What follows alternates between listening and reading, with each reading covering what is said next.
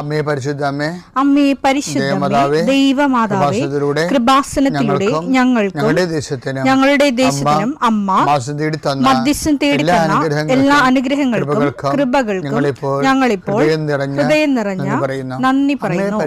അമ്മേ പരിശുദ്ധമേ, ദൈവമാതാവേ, 2004 ഡിസംബർ 7 ഉച്ചകഴിഞ്ഞ് 2:30 കൃപാസനത്തിൽ സംഭവിച്ച അമ്മയുടെ പ്രത്യക്ഷപ്പെടലിനെ കുറിച്ച് തിരുസഭയ്ക്ക് സമർപ്പിച്ചിരിക്കുന്ന പഠനരേഖകളുടെ മേൽ സഭാത്മകമായ പഠനം ആരംഭിക്കുവാൻ ഞങ്ങൾ പ്രാർത്ഥിക്കുന്നു.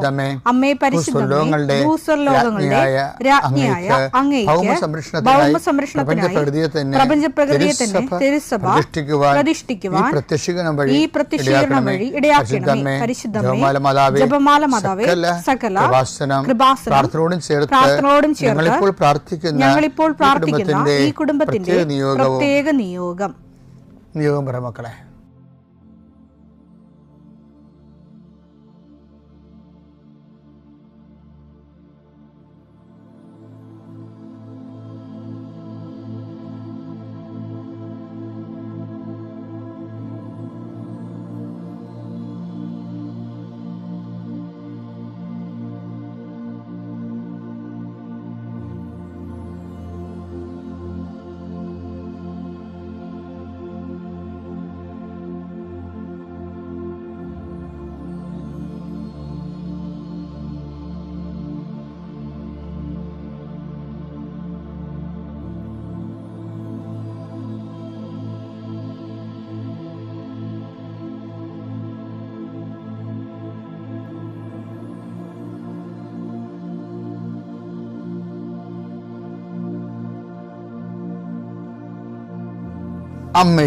അമ്മയുടെ പ്രത്യക്ഷീകരണത്തിന്റെ ഈ അനുഗ്രഹവേളയിൽ ഞങ്ങൾക്ക് സാധിച്ചു തരുവാൻ കനിയണമേ.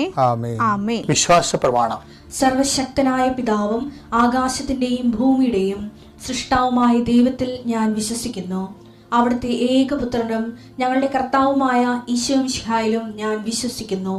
ഈ പുത്രൻ പരിശുദ്ധാത്മാവിനാൽ ഗർഭസ്ഥനായി കന്യകാമറിയത്തിൽ നിന്ന് പിറന്ന് പൊന്തിയോസ് പീലാത്തോസിന്റെ കാലത്ത് പീഡകൾ സഹിച്ച് കുരിശിൽ തറയ്ക്കപ്പെട്ട് മരിച്ച് അടക്കപ്പെട്ട് പാതാളങ്ങളിൽ ഇറങ്ങി മരിച്ചവരുടെ ഇടയിൽ നിന്ന് 3-ാം നാൾ ഉയർത്ത് സ്വർഗത്തിലേക്ക് എഴുന്നള്ളി സർവശക്തിയുള്ള പിതാവായ ദൈവത്തിന്റെ വലതുഭാഗത്തിരിക്കുന്നു. അവിടെ നിന്ന് ജീവിക്കുന്നവരെയും മരിച്ചവരെയും വിധിക്കുവാൻ വരുമെന്നും ഞാൻ വിശ്വസിക്കുന്നു.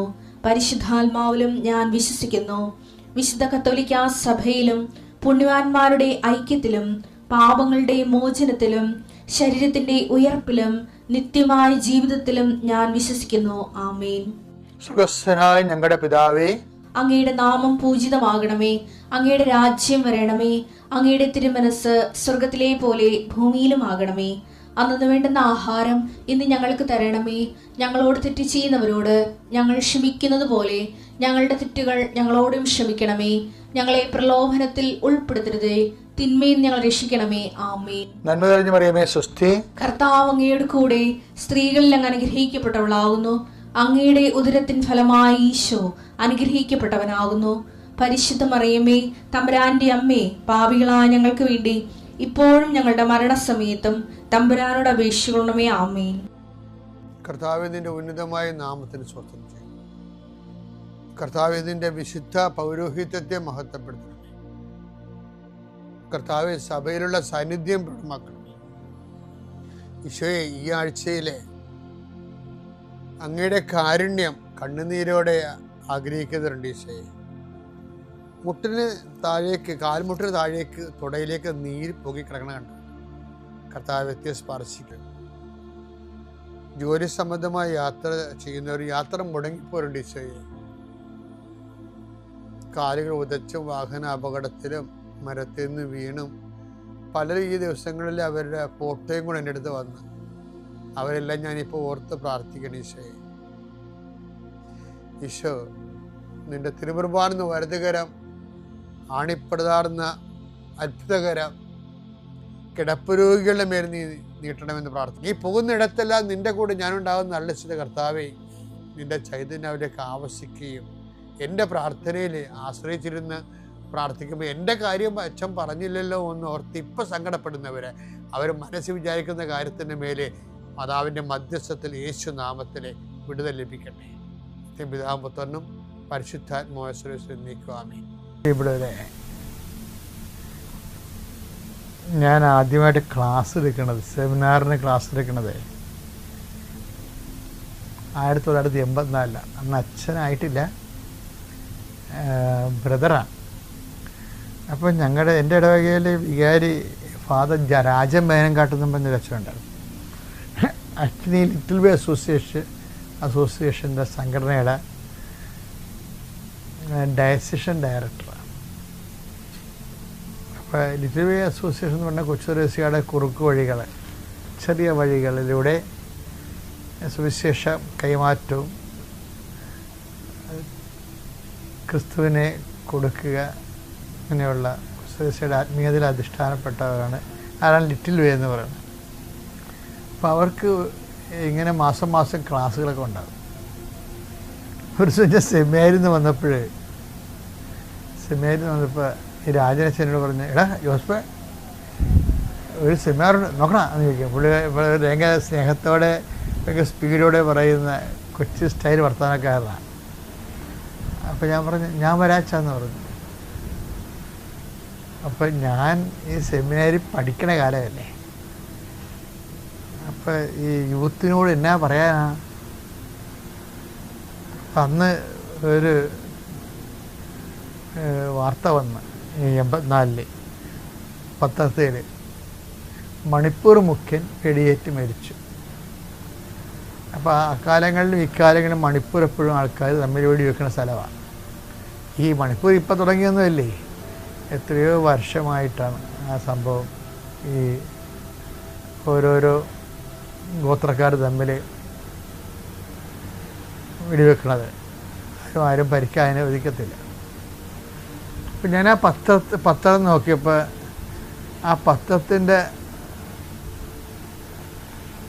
ആ ഒരു പേജിൽ തന്നെ 2-3 കൊലപാതകങ്ങളും കുറ്റകൃത്യങ്ങളും ഒക്കെ ഉണ്ടായി. ഇന്നത്തെ പോലെ വലിയ ബോംബൊന്നുമില്ല അന്ന്. മനുഷ്യ ബോംബും അങ്ങനെയുള്ള കാര്യങ്ങളില്ല. 84 ചെറുകിട പരിപാടികളൊക്കെയാണ് ഉള്ളത്. വെട്ടും കുത്തും. പക്ഷേ പത്രക്കാർ കൊണ്ടുവന്ന് ഫ്രണ്ട് പേജിലൊക്കെ ഇടും. അപ്പോൾ നാട്ടിലെ കുറ്റകൃത്യങ്ങൾ നടക്കുന്നു, കുറ്റവാസനയുള്ളവരുടെ എണ്ണം പെരുകുന്നു എന്നുള്ളൊരു ഇംപ്രഷൻ നമുക്ക് തോന്നും. അപ്പോൾ ഇത് ഈ പത്രത്തിന് മുഖപേജ്, ഫ്രണ്ട് പേജ് അവിടെ ബോർഡെ കൊണ്ടുപോയി പറ്റിച്ച് വെക്കണം. അന്ന് ബോർഡൊക്കെ ഉള്ളു, ഇന്നത്തെ പോലെയുള്ള പ്രൊജക്ഷനും കാര്യങ്ങളൊന്നുമില്ല. എന്നിട്ട് എൻ്റെ മനസ്സിൽ വന്നത്, ആ കാലങ്ങളിൽ വേറൊരു മാഗസിൻ ഇറങ്ങുമായിരുന്നു. കുറേ മാഗസിൻ നിന്ന് പോയായിരുന്നേ. പണ്ട് സാംസ്കാരിക കേരളം ഇപ്പം അല്പം ശുഷ്കമാണെന്ന് വേണേൽ പറയാം. പണ്ട് കുറേ നല്ല സാംസ്കാരിക സാമൂഹിക ക്രിട്ടിക്കൽ നല്ല മാഗസിനുകളുണ്ടായിരുന്നു. ആൾക്കാർ വായിക്കുകയും ചെയ്യുമായിരുന്നു. ഇപ്പം അത്തരം വായനകളെല്ലാം മാറിയതിന് ശേഷം നമ്മൾ മൊബൈലിലുള്ള ന്യൂസുകളാണ്, അത് പലതും മുക്കാലും നെഗറ്റീവ് ന്യൂസുകളാണ് ഇപ്പോൾ ഉള്ളത്. നെഗറ്റീവ് ന്യൂസുകൾ നമ്മുടെ ഒരു ന്യൂസ് ആൾക്കാർ വായിക്കണമെങ്കിൽ അത് കുറഞ്ഞ പക്ഷേ 60% നെഗറ്റീവായാൽ മാത്രമേ ആൾക്കാർക്ക് വായിക്കാനൊരു ഇൻട്രസ്റ്റ് തോന്നത്തുള്ളൂ. അങ്ങനെ രീതിയിലേക്ക് നമ്മുടെ മനസ്സല്പം രോഗം പിടിക്കുകയോ രോഗം പിടിപ്പിക്കുകയോ ചെയ്തിട്ടുണ്ട് ഇപ്പോൾ ഈ കാലഘട്ടത്തിൽ. അപ്പോൾ ഈ കാലഘട്ടത്തിൻ്റെ പ്രത്യേകതയാണത്. അപ്പോൾ അന്ന് സൈക്കോളജി എന്നും പറഞ്ഞൊരു മാസിക ഉണ്ടായിരുന്നു, മനഃശാസ്ത്രം. അപ്പം ഞാൻ എൻ്റെ ചെറുപ്പകാലമായ കാരണം ഈ മനഃശാസ്ത്രം മാസികയെല്ലാം തേടിപ്പിടിച്ച് വായിക്കുന്ന ഒരു സ്വഭാവം ഉണ്ടായിരുന്നു. അപ്പോൾ അതിൻ്റെ അകത്ത് ഒരു ആർട്ടിക്കിൾ എന്നെ ഈ മണിപ്പൂർ മുഖ്യം വെടിയേറ്റ് മരിച്ച ആ ന്യൂസ് വായിച്ചപ്പോൾ എൻ്റെ മനസ്സിൽ വന്നത് ഒരു കുറ്റവാളികൾ ഉണ്ടാകുന്നതിനെക്കുറിച്ച് നമ്മൾ ഈ മനഃശാസ്ത്ര മാസിക അന്ന് വന്ന ലേഖനമാണ്. അതിൻ്റെ അകത്തുള്ള പ്രധാനപ്പെട്ട വിഷയത്തിൽ അവർ മുന്നോട്ട് വെക്കുന്ന ആശയം ഇതാണ്. എന്താണ്? ആരും കുറ്റവാളികളായി ജനിക്കുന്നില്ല, സാഹചര്യം അവരെ കുറ്റവാളികളാക്കുകയാണ്. സമൂഹമാണ് ഉത്തരവാദി. അന്നത്തെ നാടകങ്ങളൊക്കെ കണ്ടു കഴിഞ്ഞാലും സിനിമ കണ്ടാലും ഈ തീം വളരെ ശക്തമാണ്.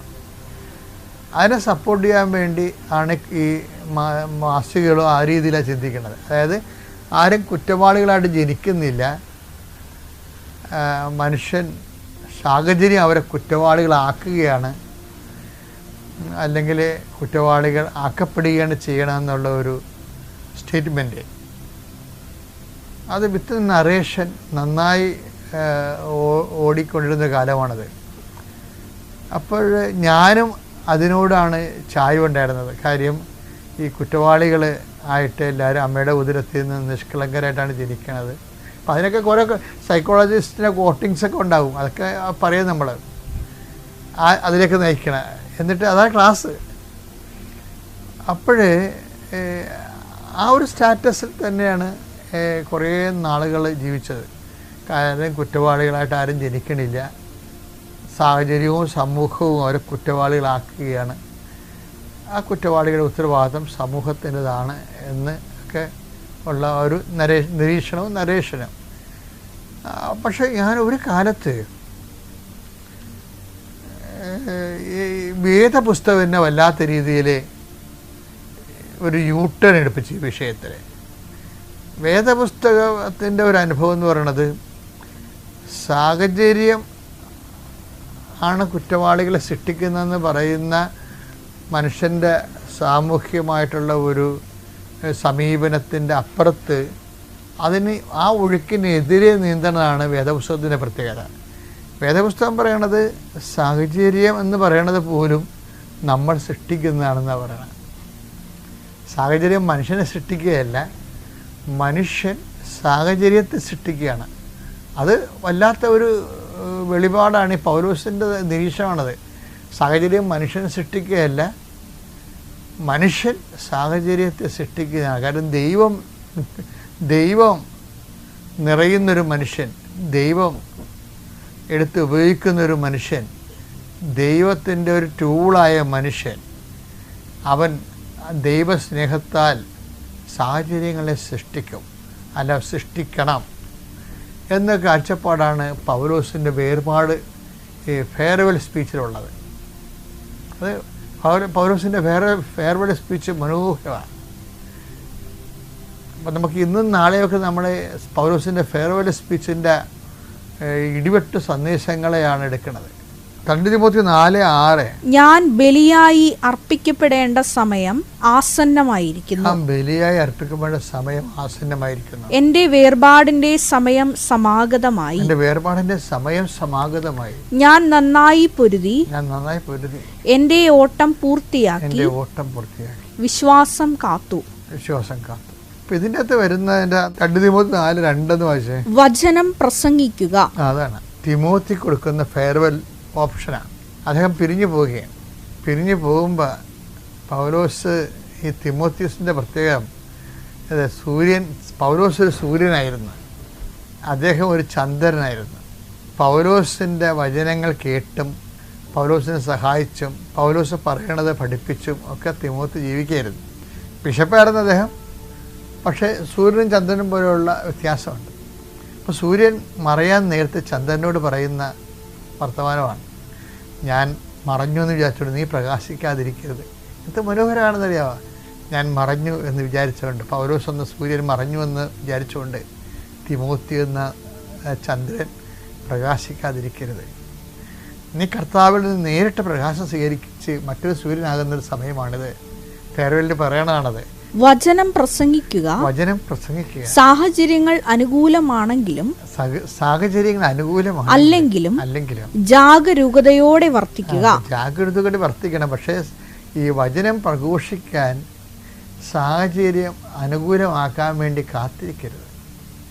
അതാണ് വിഷയം. എന്ന് വെച്ച് കഴിഞ്ഞാൽ സാഹചര്യം അനുകൂലമാകാൻ വേണ്ടി കാത്തിരുന്നവരാരും സുവിശേഷം പ്രസംഗമായി മാറിയിട്ടില്ല. കർത്താവ് പറഞ്ഞ സാഹചര്യവും സുവിശേഷവും തമ്മിൽ യാതൊരു ബന്ധവുമില്ലെന്നാണ്. നമ്മുടേതായിട്ടുള്ള ഒരു വിവേകം കാണിക്കണം. പക്ഷെ വിവേകം കൊണ്ട് സുവിശേഷം വിലങ്ങ് വെക്കപ്പെടാത്ത സുവിശേഷത്തിന് നിൻ്റെ വിവേകത്തിൻ്റെ വിലങ്ങ് വെക്കരുത്. അതാണ് വിഷയം.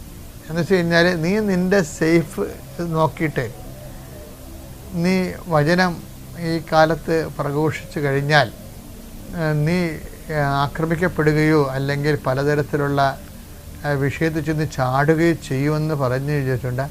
അങ്ങനെ പറഞ്ഞ് സുവിശേഷ പ്രഘോഷത്തിന് പറ്റിയ കാലമല്ല ഇത് എന്ന് ചിന്തിച്ച് സുവിശേഷം കൈമാറാതെ മരിച്ചുപോയവരുടെ കോടികൾ അവരുടെ ശവക്കല്ലറ കയറുന്നതുകൊണ്ട് തന്നെയാണ് ഞാനിത് പറയുന്നത്. എന്താ കാരണം എന്ന് വെച്ച് കഴിഞ്ഞാൽ ഇത് ഒരു ആധ്യാത്മിക ശൈത്യത്തിൻ്റെ ഒരു സമീപനമാണ്. എന്താണ് ഇത്? സുവിശേഷം കൈമാറാൻ പറ്റിയ കാലമല്ലെന്ന്. പക്ഷേ ആരാണ് അത്? അതിൻ്റെ സാഹചര്യം ഇല്ലെന്നാണ് പറയണത്. പക്ഷേ സാഹചര്യം ആരാ സൃഷ്ടിക്കണത്? നീ ദൈവത്തിൻ്റെ സ്നേഹത്തിൽ നിറഞ്ഞ് കഴിയുമ്പോൾ ദൈവത്തിൻ്റെ സ്നേഹത്തിൽ നിറഞ്ഞ അഭിഷിക്തനാണ്. അവൻ്റെ മുമ്പിൽ സാഹചര്യങ്ങൾ താനേ വരും. സമയത്തും അസമയത്തും, സാഹചര്യം അനുകൂലമാണെങ്കിലും അല്ലെങ്കിലും. ഇപ്പം സാഹചര്യമല്ല സുവിശേഷത്തെ കൈമാറുന്നത്, മറിച്ച് സുവിശേഷം കൈമാറുന്നതിന് സുവിശേഷം തന്നെയാണ് സാഹചര്യം ഉണ്ടാക്കുന്നത്. അത് കടുത്ത ദൈവസ്നേഹത്തിലാണ്. കാര്യം പൗലോസ് പിരിഞ്ഞു പോകുമ്പോഴും ചിലരൊക്കെ പറയുവേ, ആദിമസഭയിലൊക്കെ അങ്ങനെയൊക്കെ നടക്കുമായിരുന്നു, ഇപ്പോഴൊന്നും പറഞ്ഞ് അതൊക്കെ നടക്കുക. അതാണ് സംഭവം. അവർ പാതെറുക്കുകയാണ്. ശരിക്കും അവർ തെറുത്തിട്ട് അതിൻ്റെ അകത്ത് ചുരുണ്ടുകൂടി കിടന്ന് സുഖസുക്ഷുപ്തിയിലങ്ങ് മരിച്ചു പോകും. അത്രയേ ഉള്ളൂ. അപ്പോൾ ഇങ്ങനെ ചിന്തിക്കുന്ന ആൾ തന്നെ, അത് തന്നെയല്ല ഈ why should we promote Jesus എന്ന് പോലും ചോദിക്കുന്ന ഭയങ്കര സാധാന്യമായിട്ടുള്ള ശക്തി അവശേഷിച്ചിട്ടുള്ള ചിന്തകന്മാർ വരെ സഭയുടെ ഉള്ളിലുണ്ട്. Why should we promote? അതായത് അവർ ചിലർ ഏകരക്ഷകൻ എന്നുള്ള കോൺസെപ്റ്റ് വരെ ആക്രമിക്കും. അങ്ങനെ നമുക്ക് പറയേണ്ട കാര്യം ഉണ്ടോ എന്നൊക്കെ ചോദിക്കും. എന്തിനാണ്? ഇവർക്ക് എല്ലാവരുടെയും തോളെ കൈയിടണം, കോംപ്രമൈസ് ചെയ്യണം, ഒത്തുതീർപ്പുണ്ടാക്കണം. ആ ഒത്തുതീർപ്പിലൂടെ ജീസസിനെ ഇവർ സൈഡ് ലൈൻ ചെയ്യും. ഇന്ന് കാണാതിരിക്കണം, നോക്കിയാൽ മതി. ഒത്തുതീർപ്പിലൂടെ ജീസസിനെ അവർ സൈഡ് ലൈൻ ചെയ്യുകയും അവർ മിഷണറി ആകുന്നവർ ആക്ടിവിസ്റ്റുകളായി മാറുകയും ചെയ്യുന്നു. ആ ഒരു അപകടമാണിത്. ആ ഒരു സമയത്താണ് പൗലോസിൻ്റെ ഈ തിമോത്തിയുടെ ലേഖനങ്ങൾ. ഉടമ്പടിയിൽ അനേകം മക്കൾ സുവിശേഷ വേലക്കാരാണ്. ശരിക്കും അവരൊക്കെ ഇത് പൗലോസിൻ്റെ ഈ വചനങ്ങൾ കേൾക്കണം. സാഹചര്യങ്ങൾ അനുകൂലമാണെങ്കിലും അല്ലെങ്കിലും ജാഗ്രതയോടെ വർത്തിക്കുക. സാഹചര്യം അനുകൂലമാണെങ്കിലും അല്ലെങ്കിലും പിന്നെന്താണ്? മറ്റുള്ളവരിൽ ബോധ്യം ജനിപ്പിക്കുകയും അവരെ ശാസിക്കുകയും. അതായത് വചനത്തിന്റെ വഴികളിലല്ല അവരെങ്കിലേ അവരെ ശാസിക്കാൻ ബാധ്യസ്ഥരാണ് നമ്മൾ. ഉദ്ബോധിപ്പിക്കുകയും ചെയ്യുക. അപ്പം അതാണ് വിഷയം. അപ്പം എന്ന് വെച്ചാൽ ചിലപ്പോഴും നമ്മൾ ശ്രദ്ധിക്കണമെന്ന് വെച്ചാൽ ഈ നമ്മൾ ഈ വിഷയത്തിൽ അഡമൻ്റ് എന്നല്ല, സത്യസന്ധരാണ്. അഡമൻസി എന്ന് പറയേണ്ട കാര്യമില്ല, പിടിവാശി അങ്ങനെയൊന്നുമല്ല. മറിച്ച് സുവിശേഷത്തിൻ്റെ സത്യമാണ്. അത് കൈമാറുമ്പോൾ നമുക്കൊരു സത്യം ഉണ്ടാകണം. ആ സത്യം സാഹചര്യങ്ങൾ സൃഷ്ടിച്ചുകൊണ്ടേയിരിക്കും സുവിശേഷ കൈമാറ്റം. That is what I meant. Thank you. എൻ്റെ പേര് ജോന ജോർജ്. ഞാൻ കോതമംഗലം രൂപതയിലെ കതിലിക്കാട് എന്ന ഇടവകയിൽ നിന്നാണ് വരുന്നത്. ഞാൻ നഴ്സിംഗ് കഴിഞ്ഞിരിക്കുന്ന സമയത്താണ് 2025 മാർച്ച് 14 ആദ്യമായിട്ട് കൃപാസനത്തിൽ ഉടമ്പടി എടുക്കുന്നത്. ഉടമ്പടി എടുത്തതിന് ശേഷം ഞാൻ ജർമ്മൻ പഠിക്കാൻ വേണ്ടി ഒരു ഇൻസ്റ്റിറ്റ്യൂട്ടിൽ ജോയിൻ ചെയ്തു. എൻ്റെ ആദ്യത്തെ ഉടമ്പടിയിൽ എനിക്ക് പത്രം കൊടുക്കാനൊക്കെ കുറച്ച് മടിയായിരുന്നു. ഞാൻ എല്ലാ ദിവസവും പരിശുദ്ധ കുർബാനയിൽ പങ്കെടുക്കും, രാവിലെയും വൈകിട്ടുള്ള ഉടമ്പടി പ്രാർത്ഥന ചെല്ലും, ബൈബിൾ വായിക്കും. ഇതൊക്കെ മാത്രമായിരുന്നു ഞാൻ ചെയ്തിരുന്നുള്ളൂ. പക്ഷേ ആ ഉടമ്പടിയിലൂടെയാണ് ഞാൻ ഉടമ്പടി ധ്യാനം കൂടുകയും സാക്ഷ്യം കേൾക്കുകയും ഒക്കെ ചെയ്ത് ഉടമ്പടിയെക്കുറിച്ച് കൂടുതലായി മനസ്സിലാക്കിയത്. അങ്ങനെ കൃത്യം 90 ദിവസമായ ദിവസം ഞാൻ ഉടമ്പടി പുതുക്കാൻ വേണ്ടി ഇവിടെ വന്നു. ഉടമ്പടി ക്ലാസ് കഴിഞ്ഞിട്ട് അസസ്മെൻറ്റ് ഷീറ്റ് ഫില്ല് ചെയ്ത് അതിൽ സ്കോർ കൂട്ടി എഴുതിയപ്പം എനിക്ക് സ്കോർ ഭയങ്കര കുറവായിരുന്നു. അപ്പം ഞാൻ എൻ്റെ അടുത്തിരുന്നതൊക്കെ അത്യാവശ്യം പ്രായമുള്ള അമ്മമാരായിരുന്നു. അവരുടെ സ്കോർ ഞാൻ നോക്കിയപ്പം അവരെല്ലാം ഉടമ്പടി നന്നായിട്ട് പാലിച്ച് അവർക്കൊക്കെ നല്ല സ്കോറുണ്ട്. അത് കണ്ടപ്പോൾ എനിക്ക് എന്നോട് തന്നെ ഒരു നാണക്കേട് തോന്നി, എനിക്കൊരു കുറ്റബോധം തോന്നി. കാരണം എൻ്റെ ഏജ് ഗ്രൂപ്പിലുള്ളവർക്കാണ് ഉടമ്പടി ഏറ്റവും നന്നായി പാലിക്കാനുള്ള എല്ലാ പോസിബിലിറ്റീസും ഉള്ളത്. പക്ഷേ ഞാനാണ് ആ ഉടമ്പടി ഉഴപ്പിയിരിക്കുന്നത്. അതോർത്ത് എനിക്കൊരു കുറ്റബോധം തോന്നി. അങ്ങനെ ഞാൻ നിയോഗം എഴുതാൻ നേരത്ത് 6 നിയോഗത്തിൽ എനിക്ക് വേണ്ടി ഞാൻ എഴുതിയ നിയോഗം, ഞാൻ ജർമ്മൻ പഠിച്ചുകൊണ്ടിരിക്കുകയാണ്, അതുകൊണ്ട് എനിക്ക് B2 എക്സാം പാസ്സാവണമെന്നുള്ളതായിരുന്നു. അപ്പോൾ ഞാൻ മാതാവിൻ്റെ അടുത്ത് ഇങ്ങനെ നിയോഗം എഴുതി, ഞാൻ ഇനി ഉടമ്പടി കൃത്യമായി പാലിച്ച് നന്നായി ഉടമ്പടി ജീവിച്ച് ഇനി ഒരു അസസ്മെൻറ്റ് ഞാൻ നോക്കുമ്പം എനിക്കൊരു 60% എബോവ് അസസ്മെൻറ്റ് സ്കോർ ഉണ്ടെങ്കിൽ മാത്രം എനിക്ക് ജർമ്മൻ B2 എക്സാമിന് 60% എബോവ് തന്ന് എന്നെ പാസ്സാക്കിയാൽ മതി. അങ്ങനെയായിരുന്നു ഞാൻ എൻ്റെ നിയോഗത്തിൽ എഴുതിയിട്ടുണ്ടായിരുന്നത്. ജർമ്മൻ എക്സാം പാസ്സാവണമെങ്കിൽ 60% എബോവ് വേണം ഓരോ മൊഡ്യൂളിനും. അങ്ങനെ അന്ന് തൊട്ട് ഞാൻ ഉടമ്പടി കൃത്യമായിട്ട് പാലിക്കാൻ തുടങ്ങി, നന്നായി ഉടമ്പടിയിൽ ജീവിക്കാൻ തുടങ്ങി. കൂട്ടുകാരോടൊക്കെ ഉടമ്പടിയെക്കുറിച്ച് പറഞ്ഞു. അങ്ങനെ അവരും കൃപാസനത്തിൽ വരികയും ഉടമ്പടി എടുക്കുകയും ചെയ്തു. അങ്ങനെ ഞാനും എൻ്റെ കൂട്ടുകാരൊക്കെ കൂടി അഖണ്ഡ ജപമാലകളിൽ ചെല്ലും. പിന്നെ പത്രം കൊടുക്കാനുള്ള മടിയൊക്കെ പോയി നല്ല ഇഷ്ടത്തോടു കൂടി ഞാൻ പ്രേക്ഷിത പ്രവർത്തനം ചെയ്യാൻ തുടങ്ങി. എനിക്ക് വൈകുന്നേരം വരെ ക്ലാസ് ഉണ്ട്. അപ്പോൾ ക്ലാസ് കഴിഞ്ഞിട്ട് ഞാൻ ബസ് കയറി 2-3 കിലോമീറ്റർ ദൂരെയുള്ള സ്ഥലം ഓരോ സ്റ്റോപ്പിലൊക്കെ പോകും. എന്നിട്ട് അവിടെ നിന്ന് ഹോസ്റ്റലിലേക്ക് തിരിച്ച് നടക്കും. ആ നടക്കുന്ന വഴി കാണുന്ന ആളുകൾക്കും ഓട്ടോറിക്ഷ ഡ്രൈവർമാർക്കും കടയിലുള്ള ചേട്ടന്മാർക്കും ഒക്കെ ഭാസനത്തെക്കുറിച്ച് പറഞ്ഞ് വചനം എഴുതി പത്രം കൊടുക്കുമായിരുന്നു. അങ്ങനെ ഒരു ദിവസം പത്രം കൊടുത്തുകൊണ്ടിരുന്നപ്പം ഒരു കടയുടെ ഫ്രണ്ടിൽ കുറേ ചേട്ടന്മാരുണ്ടായിരുന്നു. അവർക്ക് ഞാൻ കൃപാസനം പത്രം കൊടുത്തു. അപ്പോൾ അവരെന്നെ കളിയാക്കി ഇത് വെറും തട്ടിപ്പാണെന്നൊക്കെ പറഞ്ഞു.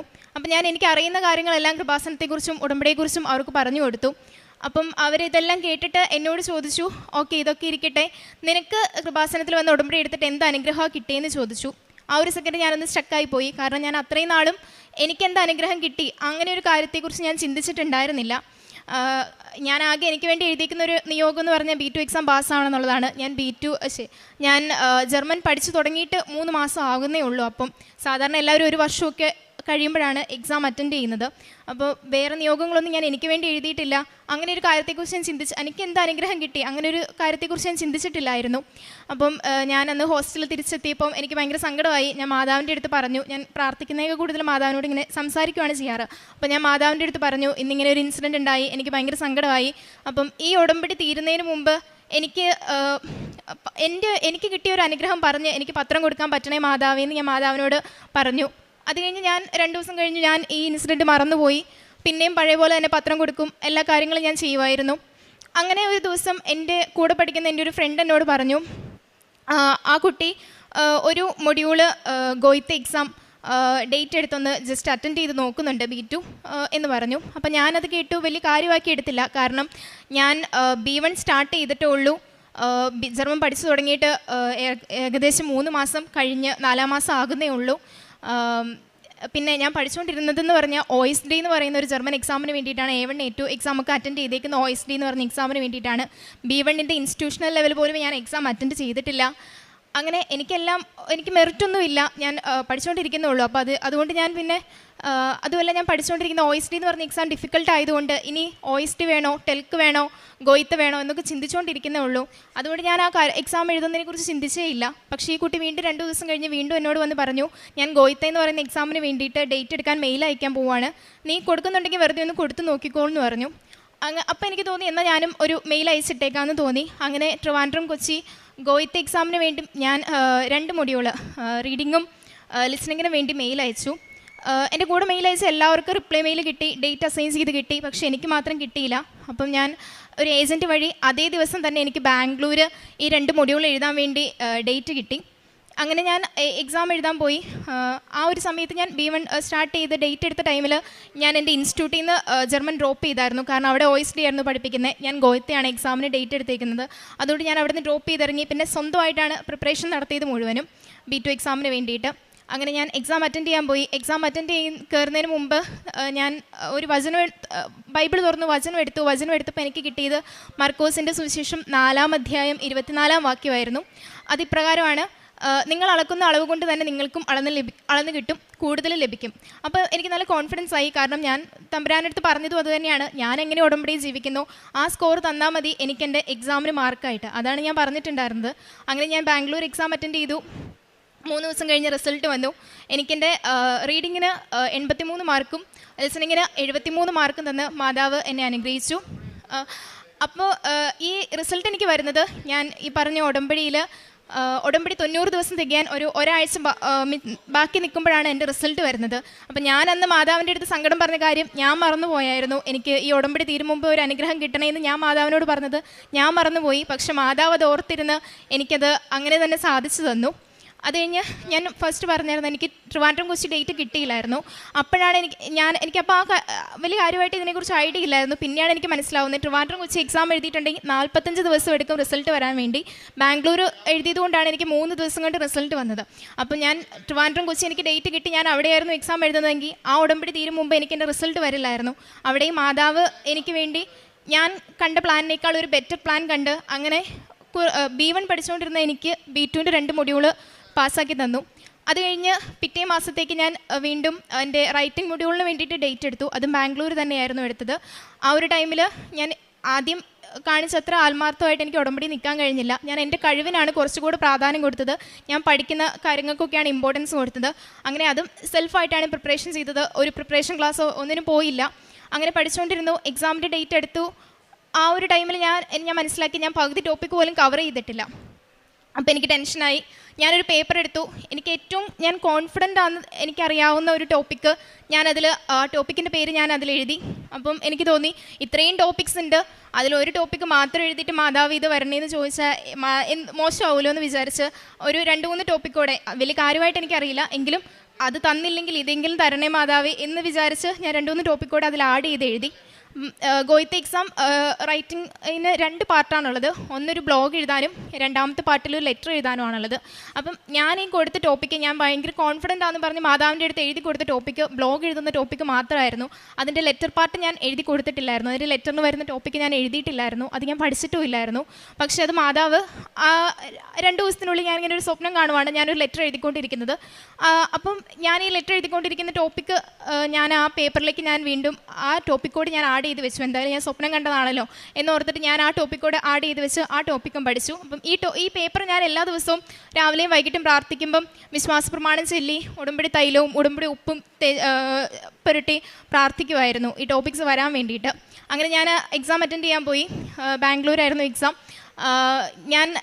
എനിക്ക് എക്സാമിന് വന്ന ടോപ്പിക്ക് ഞാൻ ഒട്ടും പഠിക്കാത്ത 2 ടോപ്പിക്സ് ആയിരുന്നു. അതിലെ ലെറ്റർ എനിക്ക് വായിച്ചിട്ട് മനസ്സിലായി പോലുമില്ല.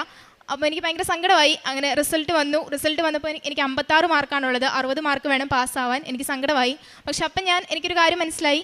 ഞാൻ മാതാവിനോട് പറഞ്ഞത് ഞാൻ എത്രത്തോളം ഉടമ്പടിയിൽ ഇൻവെസ്റ്റ് ചെയ്യുന്നു ആ മാർക്ക് മതി എനിക്ക് എൻ്റെ എക്സാമിന് റിസൾട്ടായിട്ടെന്നാണ്. ആ സമയത്ത് ഞാൻ പ്രാർത്ഥിക്കുന്നതിനേക്കാളും ഉടമ്പടി ജീവിക്കുന്നതിനേക്കാളും പ്രാധാന്യം കൊടുത്തത് മറ്റു പല കാര്യങ്ങൾക്കുമായിരുന്നു. അപ്പം അത് ഞാൻ മനസ്സിലാക്കിയപ്പോൾ ഞാൻ എൻ്റെ ഉടമ്പടിയിലെ കുറവുകൾ എനിക്ക് തിരുത്തണമെന്ന് എനിക്കൊരു ബോധ്യം കിട്ടി. ഞാൻ എൻ്റെ ഉടമ്പടിയിലെ കുറവുകൾ തിരുത്താൻ തയ്യാറായി. അപ്പം അടുത്ത പ്രശ്നം എന്താണെന്ന് വെച്ചാൽ നമ്മളൊരു എക്സാം തോറ്റുപോയി വേറെ ഡേറ്റ് എടുത്തിട്ടില്ലെങ്കിൽ പിന്നെ നമ്മളൊരു ഡേറ്റ് എടുത്ത് എക്സാം എഴുതണമെങ്കിൽ 1.5 മാസം 2 മാസത്തോളം സമയമെടുക്കും. പിറ്റേ മാസത്തേക്ക് ഞാൻ നോക്കിയപ്പം ഓൾറെഡി എല്ലാ സെൻറ്ററിലും ബുക്കിംഗ് കഴിഞ്ഞു. ട്രിവാൻഡ്രത്ത് ബുക്കിങ്ങും കഴിഞ്ഞു, റീഓപ്പണിങ്ങും കഴിഞ്ഞ് ഡേറ്റ് ഫില്ലായതാണ്. എല്ലാ ഏജൻറ്റുമാരും പറഞ്ഞു ഇനി നെക്സ്റ്റ് മന്ത് നിനക്ക് ഡേറ്റ് എവിടെയും കിട്ടില്ല എന്ന് പറഞ്ഞു. അപ്പോൾ എനിക്ക് സങ്കടമായി. എന്നാലും ഞാൻ ഉടമ്പടി നന്നായി ജീവിച്ചു. ഉടമ്പടിയിലെ കുറവുകൾ തിരുത്താമെന്ന് ഞാൻ തീരുമാനിച്ചു. അപ്പം ഈ എക്സാമിൻ്റെ റിസൾട്ട് വന്ന് വിത്തിൻ 2 ദിവസത്തിനുള്ളിൽ തന്നെ ഓൾറെഡി റീഓപ്പൺ കഴിഞ്ഞ ട്രിവാൻഡ്രത്തെ സീറ്റ് വീണ്ടും റീഓപ്പൺ വന്നു. അത് എനിക്ക് വേണ്ടിയിട്ടെന്ന പോലെ മാതാവ് ഒരുക്കി തന്നതായിരുന്നു. അങ്ങനെ അവിടെ ഞാൻ വീണ്ടും ഷ്രൈബന് ഡേറ്റ് എടുത്തു. അങ്ങനെ എനിക്ക് ഈ എക്സാം കഴിഞ്ഞ് 15 ദിവസത്തിനുള്ളിൽ തന്നെ എനിക്ക് അടുത്ത എക്സാം എഴുതാൻ പറ്റി. അങ്ങനെ എക്സാം എഴുതാൻ പോയപ്പം 15 ദിവസത്തെ ഒരു ഗ്യാപ്പ് ഉണ്ടായിരുന്നുള്ളൂ. അപ്പം ഞാൻ ആദ്യം പഠിച്ചത് കൂടുതൽ വലിയ കാര്യമായിട്ട് പഠിക്കാനൊന്നും പോയില്ല. പക്ഷേ എൻ്റെ ഉടമ്പടിയിൽ വന്ന കുറവുകളും തെറ്റുകളൊക്കെ ഞാൻ തിരുത്താനാണ് കൂടുതൽ സമയം കൊടുത്ത് ഉടമ്പടിക്കാണ് ഫസ്റ്റ് പ്രയോറിറ്റി കൊടുത്ത് ഫോക്കസ് ചെയ്തിട്ടുണ്ടായിരുന്നത്. അങ്ങനെ എക്സാമിന് ഒരു 3 ദിവസം മുമ്പ് ഞാൻ അത്രയും നാളും എവിടെയും പോയി ഒരു പ്രിപ്പറേഷൻ ക്ലാസ് അറ്റൻഡ് ചെയ്തിട്ടില്ല. ആരോടും ഒരു ഡൗട്ട്സും കാര്യങ്ങളും ഒന്നും ചോദിച്ചിട്ടില്ല. അപ്പോൾ ഞാനൊരു 3 ദിവസം മുമ്പ് എനിക്കറിയുന്ന ഒരു B2 പാസ്സായ എൻ്റെ ഒരു ഫ്രണ്ടിന് ഞാൻ പ്രിപ്പയർ ചെയ്യുന്ന പാറ്റേണും ടോപ്പിക്സൊക്കെ അയച്ചു കൊടുത്തപ്പം ആൾ ഇത് കണ്ടിട്ട് എന്നോട് പറഞ്ഞു, നീ ഇങ്ങനെയാണ് എക്സാമിന് എഴുതുന്നത്, ഈ പാറ്റേണിലാണ് എക്സാമിന് എഴുതുന്നതെങ്കിൽ ഒരു സംശയവും വേണ്ട, നീ എന്തായാലും എക്സാമിന് തോക്കും. ഇങ്ങനത്തെ ഒരു പാറ്റേണിൽ എക്സാം ആരും എഴുതാറില്ല. അപ്പോൾ അത് കേട്ടപ്പോൾ എൻ്റെ കോൺഫിഡൻസ് പോയി.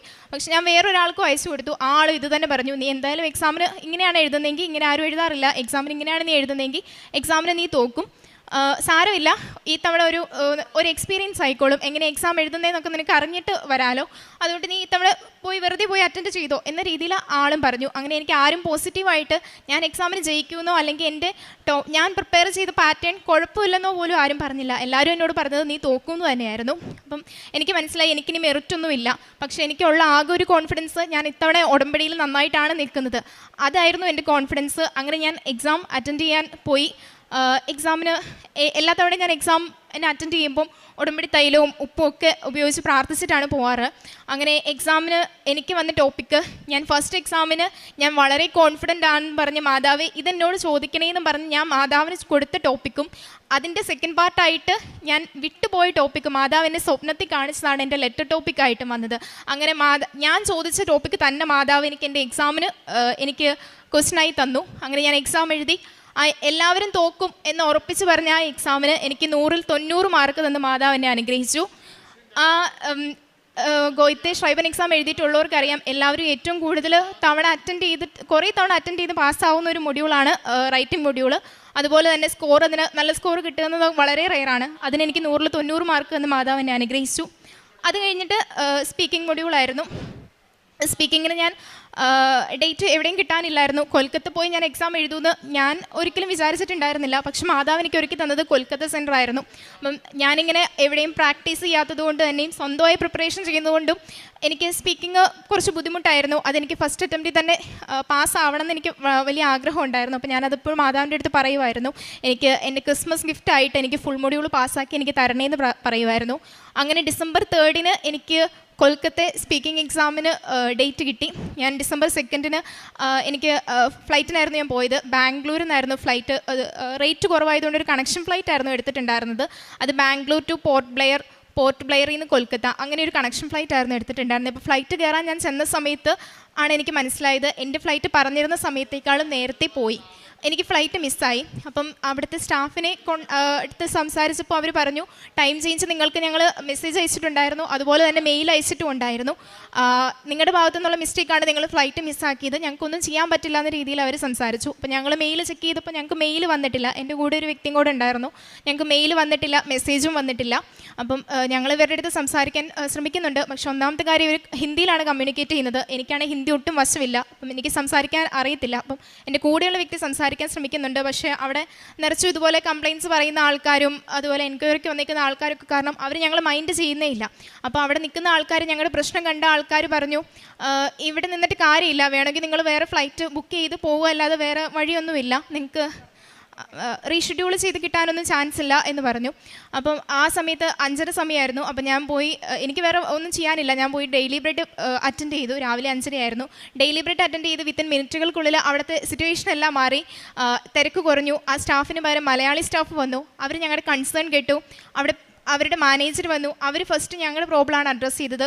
അവരെന്തോ സംസാരിച്ചു. എന്നിട്ട് എൻ്റെ അടുത്ത് വന്ന് ചോദിച്ചു, മാഡം ഇവിടുന്ന് സ്ട്രെയിറ്റ് ഒരു കൊൽക്കത്ത ഫ്ലൈറ്റ് ഉണ്ട്, മേഡത്തിന് ഉച്ചയ്ക്കാണ് ഫ്ലൈറ്റ്, അതിന് പോയിട്ടുണ്ടെങ്കിൽ മേഡത്തിന് എക്സാം എഴുതാൻ എന്തെങ്കിലും ബുദ്ധിമുട്ടുണ്ടായിരിക്കുമോ എന്ന് ചോദിച്ചു. എനിക്ക് ശരിക്കും ഞാൻ വണ്ടടിച്ചു പോയി. കാരണം അത്രയും നേരം ഞങ്ങൾ മൈൻഡ് ചെയ്യാതിരുന്ന ആൾക്കാർ വളരെ പൊളൈറ്റായിട്ട് വന്ന് എന്നെ മേഡം എന്ന് അഡ്രസ്സ് ചെയ്തിട്ട് സംസാരിക്കുന്നത് കണ്ടപ്പം അത്ര പെട്ടെന്നാണ് മാതാവ് എല്ലാ കാര്യങ്ങളും മാറ്റി തന്നത്. വിത്തിൻ മിനിറ്റുകൾക്കുള്ളിൽ തന്നെ ഞങ്ങൾക്ക് 2 കൊൽക്കത്ത ഫ്ലൈറ്റ് വേറെ എക്സ്ട്രാ ഒരു ചാർജും കൊടുക്കാതെ തന്നെ അവർ ടിക്കറ്റ് ഞങ്ങൾക്ക് എടുത്തു തന്നു. അങ്ങനെ ആ എക്സാം എനിക്ക് അറ്റൻഡ് ചെയ്യാൻ പറ്റി. ആ എക്സാമിനും 200+ ടോപ്പിക്സ് ഉള്ളതിൽ ഞാനാകെ പഠിച്ചിട്ട് പോയതൊരു 20 ടോപ്പിക്കോളം ആയിരുന്നു എനിക്ക് നല്ല കോൺഫിഡൻ്റ് ആയിട്ട് അറ്റൻഡ് ചെയ്യാൻ അറിയാവുന്നത്. ആ ടോപ്പിക്കിൽ നിന്ന് തന്നെയാണ് എനിക്കവിടെ എക്സാമിന് ക്വസ്റ്റ്യൻ വന്നിട്ടുണ്ടായിരുന്നത്. അതുപോലെ തന്നെ അവിടെ ചെന്നപ്പം ഇങ്ങനെ 2 കുട്ടികൾ തമ്മിലാണ് എക്സാം നടത്തുന്നത്.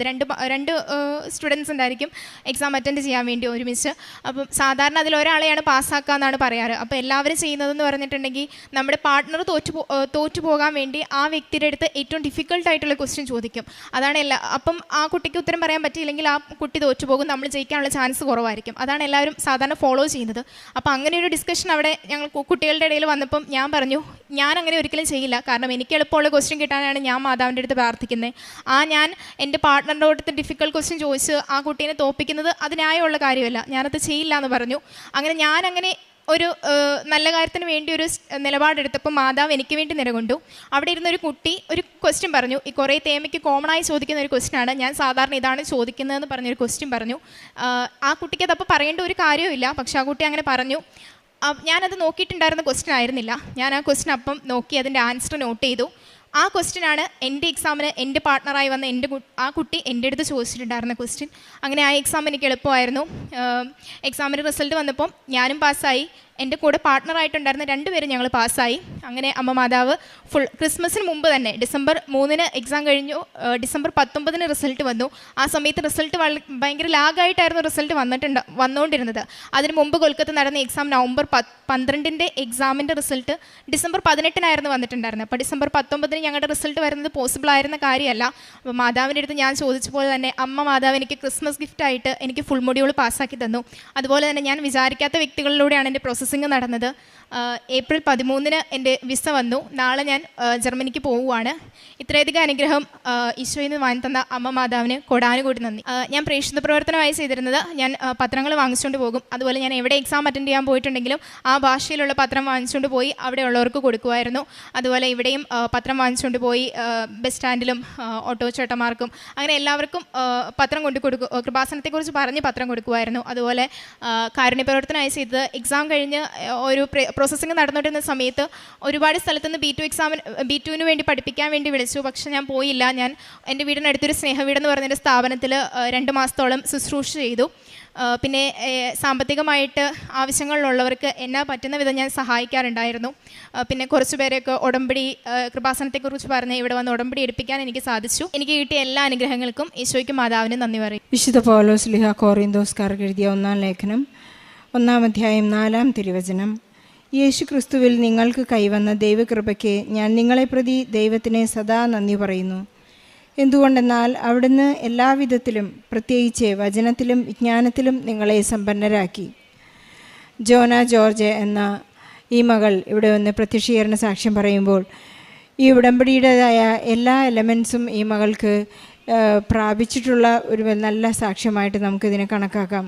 പരിശുദ്ധ അമ്മയോടും ഈശോയോടുമുള്ള നിരന്തരമായ കമ്മ്യൂണിക്കേഷൻ, സ്വപ്നദർശനങ്ങളുടെ പരിശുദ്ധ അമ്മ നൽകുന്ന എല്ലാ വകതിരിവുകളും, അതുപോലെ മകൾക്ക് ലഭിച്ചിട്ടുള്ള എല്ലാ അനുഗ്രഹങ്ങളും താൻ ആഗ്രഹിച്ചതുപോലെ തന്നെ ആഗ്രഹിച്ചതിലപ്പുറം not by merit but by grace എന്ന മറ്റുള്ളവർക്കെല്ലാം വളരെയധികം ലാഗ് ചെയ്യുമ്പോൾ സമയച്ചുരുക്കത്തിൻ്റെ അമ്മയാണ് ഈ മകൾക്ക് ഈശോയിൽ നിന്ന് വലിയ പെട്ടെന്ന് വിസ പ്രാപിക്കുവാനുള്ള അനുഗ്രഹങ്ങൾ, അതുപോലെ B2 എക്സാം പാസ്സാവാനുള്ള അനുഗ്രഹങ്ങളെല്ലാം ഈ മകൾക്ക് പ്രാപിച്ചു കൊടുത്തിരിക്കുന്നത്.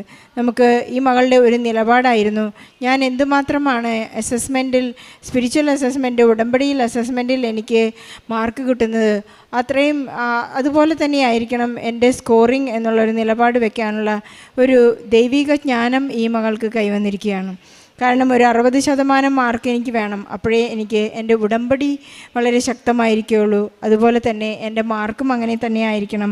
B1 B2 പാസ്സാവുക എന്നതിലുപരി ഞാൻ ഈശോയെ സ്നേഹിക്കുന്ന ഒരു വ്യക്തിയാണെന്ന് എൻ്റെ സാക്ഷ്യത്തിൽ എനിക്ക് ഏറ്റുപറയണം എന്നുള്ള നിലപാടാണ് ഈ ജോനയ്ക്ക് ഇവിടെ ഏറ്റുപറയാനുള്ളത്. എല്ലാവരും പറഞ്ഞു തോൽക്കും എന്നുള്ള ആ പരീക്ഷയ്ക്ക് ഈ മകൾക്ക് 90% മാർക്ക് ലഭിച്ചു എന്നാണ് പറയുന്നത്. സ്പീക്കിംഗ്, ലിസണിങ്, റീഡിങ്, റൈറ്റിംഗ് എല്ലാത്തിലും പരിശുദ്ധ അമ്മയുടെ എപ്പോഴും നേർച്ച വസ്തുക്കൾ ഉപയോഗിച്ചുകൊണ്ട് നല്ല ഒരു മാർക്ക് കൈവരിക്കുവാനും വളരെ പെട്ടെന്ന് വിസ പാസ്സായി നാളെ ഈ മകൾ ജർമ്മനിയിലേക്ക് പോവുകയാണ്.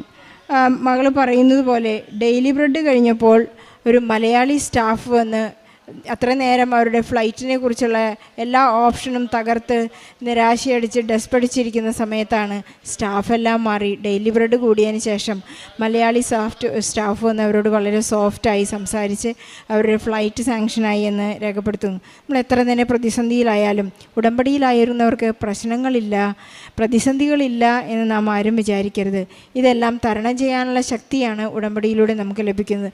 പരിശുദ്ധ അമ്മയ്ക്കും ഔസേപ്പിതാവിനും ഉണ്ടായ ഒരുപാട് പ്രതിസന്ധികളിലൂടെ അവർ കടന്നു പോകുമ്പോഴെല്ലാം ഈശോയുടെ സാമീപ്യം, ഈശോ നഷ്ടപ്പെട്ടപ്പോൾ പോലും, ഈശോയെ കാണാതായപ്പോൾ പോലും പരിശുദ്ധ അമ്മ എല്ലാം ഹൃദയത്തിൽ സംഗ്രഹിച്ചു എന്ന് നാം വായിക്കുന്നുണ്ട്.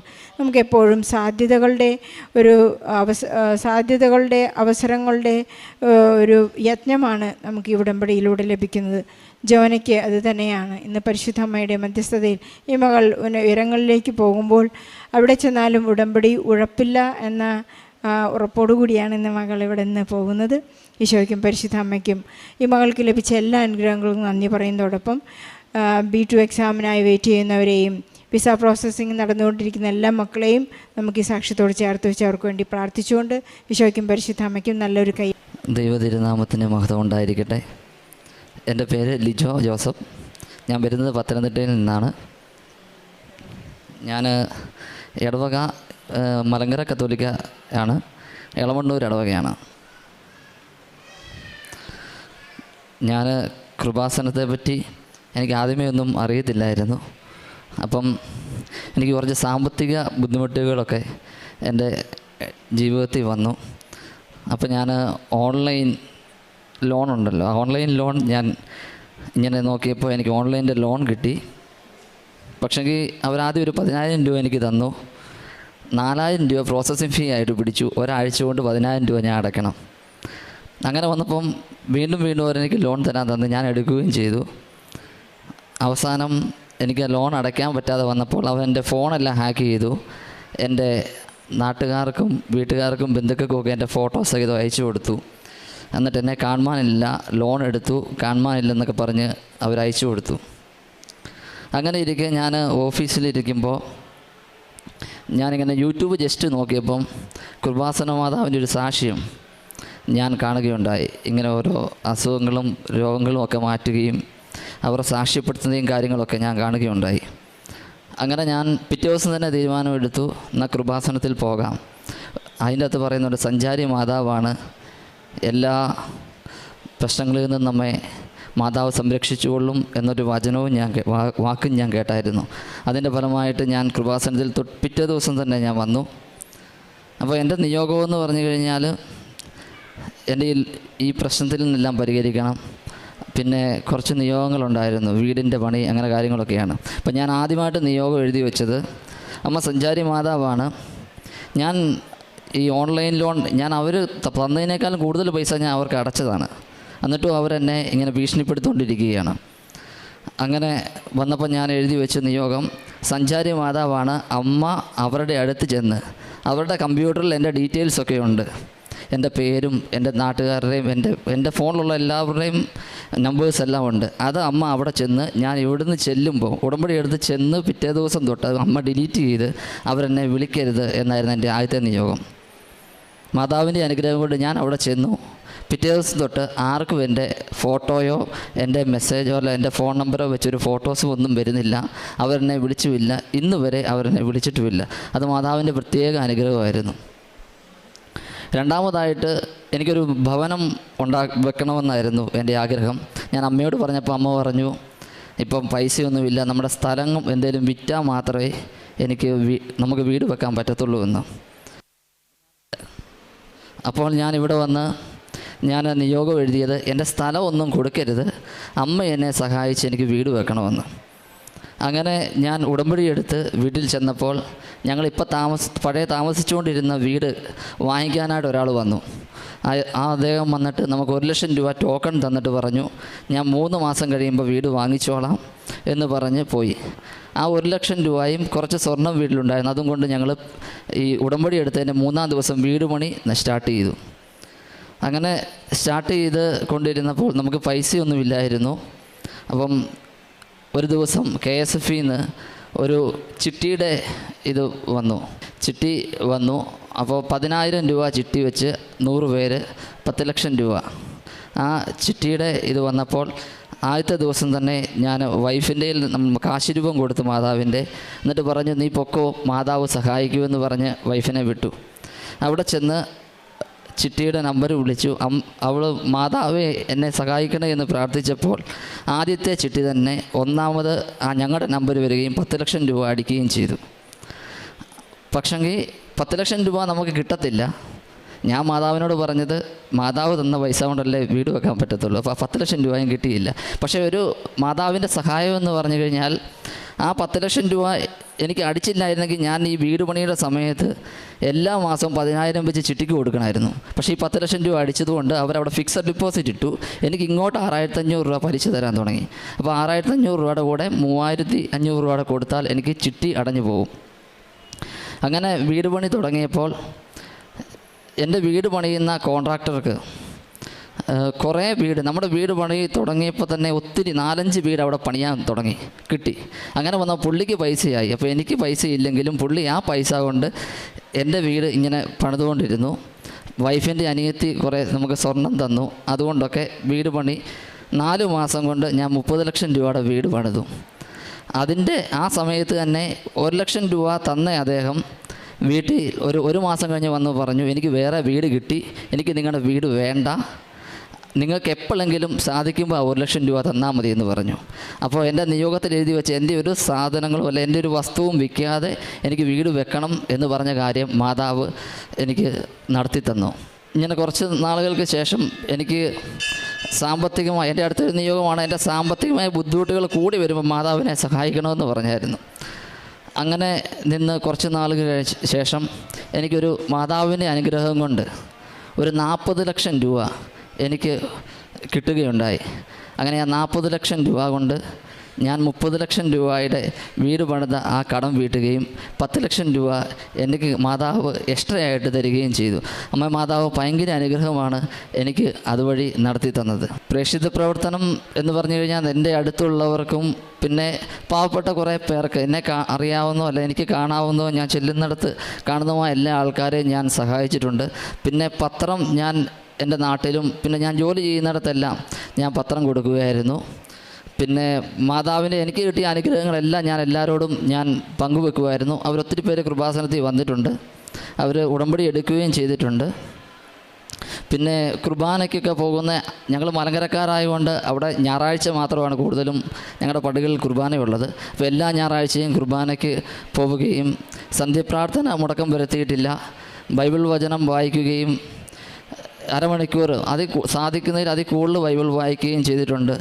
എനിക്ക് തന്ന എല്ലാ അനുഗ്രഹങ്ങൾക്കും എൻ്റെ യേശു തമ്പുരാനും മാതാവിൻ്റെ മധ്യസ്ഥ വഴി കിട്ടിയ എൻ്റെ അമ്മയും മാതാവിനും എല്ലാവിധ നന്ദിയും എല്ലാവിധ അനുഗ്രഹങ്ങൾ എനിക്ക് തന്ന എൻ്റെ മാതാവിന് നന്ദി സമർപ്പിച്ചുകൊണ്ട് ഞാൻ നിർത്തുന്നു. തൻ്റെ അത്ഭുത പ്രവൃത്തികളെ അവിടുന്ന് സ്മരണീയമാക്കി. കർത്താവ് കൃപാലുവും വാത്സല്യനിധിയുമാണ്. തൻ്റെ ഭക്തർക്ക് അവിടുന്ന് ആഹാരം നൽകുന്നു. അവിടുന്ന് തൻ്റെ ഉടമ്പടിയെ എപ്പോഴും അനുസ്മരിക്കുന്നു. സങ്കീർത്തനം 111:4-5 വചനങ്ങളാണ്. ഇവിടെ ഈ മകൻ പറയുന്നത് അസാധ്യമായ കാര്യം സാധ്യമാക്കി തരുന്ന ഒരമ്മയാണ് കൃപാസന അമ്മ. ആ അമ്മ ഈശോയോടാണ് എല്ലാം പറയുന്നത്. അതുകൊണ്ടാണ് അസാധ്യമായത് സാധ്യമാക്കുന്നത്. അതും ഈ മകൻ്റെ കാര്യവും ഇത്രയും സോഷ്യൽ മീഡിയ വളരെ ആക്റ്റീവായിട്ടുള്ള സമയത്ത് എങ്ങനെ അത് ഡിലീറ്റ് ചെയ്യാൻ സാധിക്കുമെന്ന് അറിയാൻ മേലാത്ത സാഹചര്യത്തിൽ പരിശുദ്ധ അമ്മയുടെ ഒരു വലിയ ഇടപെടലിലൂടെയാണ്, മധ്യസ്ഥതയിലൂടെയാണ് ആ സോഷ്യൽ മീഡിയയിൽ നിന്ന് ലിജോയുടെ ഡീറ്റെയിൽസ് ഡിലീറ്റ് ആകാൻ സാധിച്ചത്. അത് ഈശോയുടെ അമ്മയുടെ ഒരു വലിയ കൃപയായിട്ടാണ് ലിജോ സാക്ഷ്യപ്പെടുത്തുന്നത്. പിന്നീടുണ്ടായിരുന്ന ഒരു വലിയൊരു ആഗ്രഹമായിരുന്നു ഭവനം. അതും അധികം ലോണൊന്നുമില്ലാതെ കടബാധ്യതയില്ലാതെ എങ്ങനെയൊരു കുടുംബം ഒരു ഭവനം ഉണ്ടാക്കി തരണമേ എന്നാണ് അമ്മയോട് നിയോഗം വെച്ച് ഉടമ്പടി എടുത്തത്. ഉടമ്പടി എടുത്ത് 3-ാം ദിവസം തന്നെ ഭവനത്തിൻ്റെ പണി തുടങ്ങി. കയ്യിലൊന്നുമില്ല, എങ്ങനെയുണ്ടെന്നൊന്നും അറിയില്ല. പക്ഷെങ്കിൽ പെട്ടെന്ന് തന്നെ ഒരു ചിട്ടി വീഴുകയും അതും 10 ലക്ഷത്തിൻ്റെയാണ്.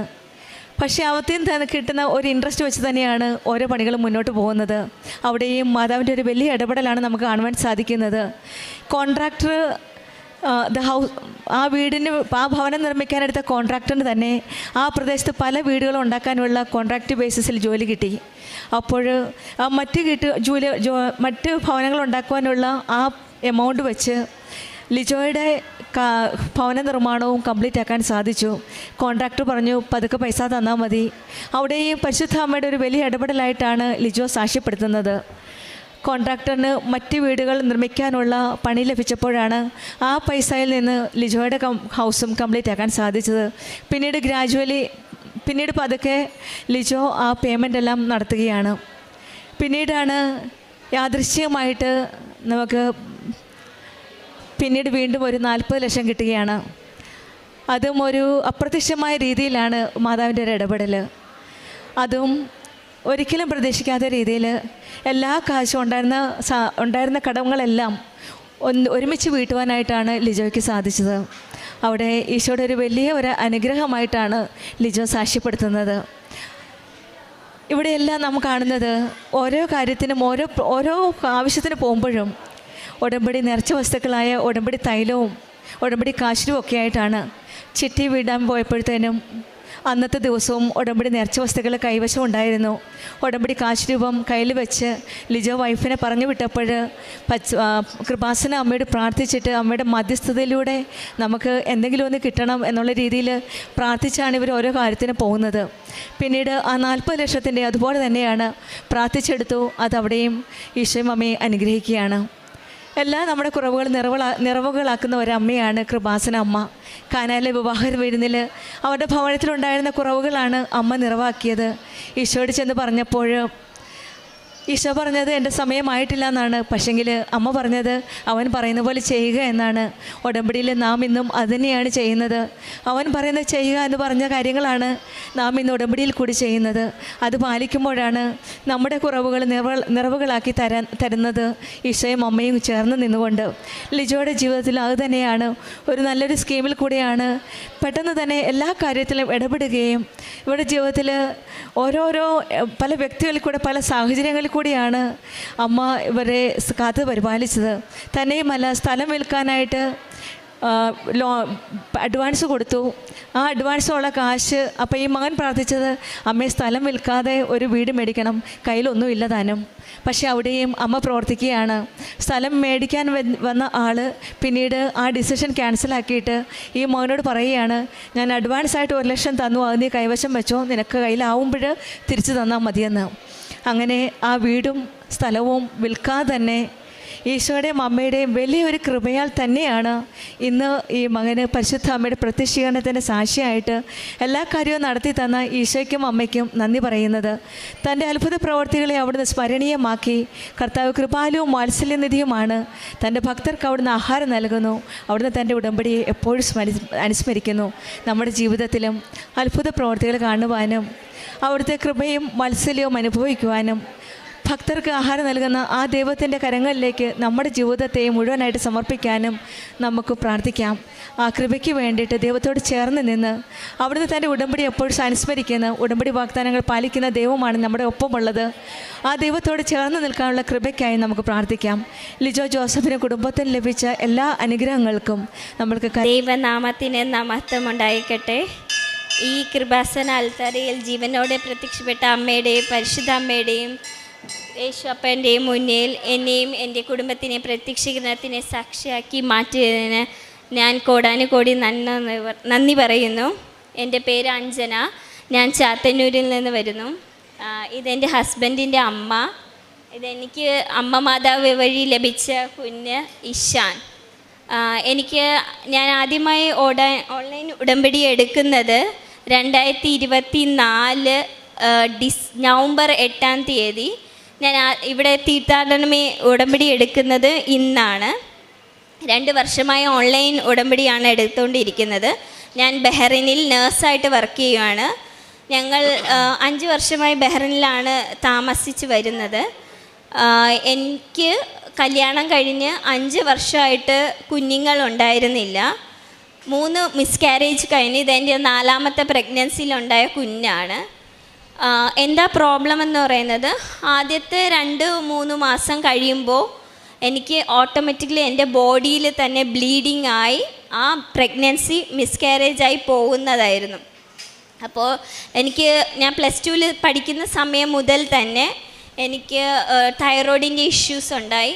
അത് ഞാൻ ഫോളോ അപ്പ് ചെയ്തറിയുന്നത് എൻ്റെ ശരീരത്തിൽ തൈറോയ്ഡ് ആൻറ്റിബോഡീസ് കൂടുതൽ മിനിമം വേണ്ടത് 15 ആണെങ്കിൽ എൻ്റെ ബോഡിയിലുള്ളത് 200-ന് മേലെ. അതാണ് അതിൻ്റെ പ്രോബ്ലം. എന്താണെന്ന് വെച്ചാൽ നമ്മുടെ ബോഡിയിൽ ഇൻ കേസ് പ്രഗ്നൻസി അങ്ങനെ എന്തെങ്കിലും ആവുകയാണെങ്കിൽ അത് നമ്മുടെ ബോഡിയിൽ ഒരു ഫോറിൻ ബോഡിയായി കണക്കാക്കി അത് തന്നെ റിജക്റ്റ് ചെയ്യും. അതൊരു 3 മന്ത് ബിഫോർ ഫസ്റ്റ് ട്രൈമസ്റ്ററിലായിരിക്കും മിസ്കാരേജ് സംഭവിക്കുന്നത്.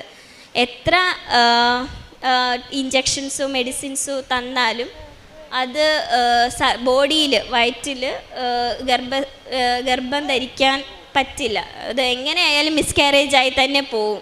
അതിന് സിംറ്റംസ് കാണിക്കുന്നത് എൻ്റെ മുഖം ഫുള്ള് മുഖക്കുരു വരും, ദേഹം ഫുള്ള് ചൊറിച്ചിൽ. ഇതൊക്കെയാണ് പ്രഗ്നൻസി ടൈം ഫസ്റ്റ് ഒരു 2 വീക്സ് തൊട്ടേ സ്റ്റാർട്ടാവുന്നത്. അങ്ങനെ 2024 നവംബറിൽ എൻ്റെ ഒരു ഫ്രണ്ട്, ഞാൻ ബഹ്റൈനിൽ വർക്ക് ചെയ്യുന്ന എൻ്റെ ഫ്രണ്ട്, പുള്ളിക്കാരി ഒരു ക്രിസ്ത്യനാണ്, ഞാനൊരു നോൺ ക്രിസ്ത്യനാണ്.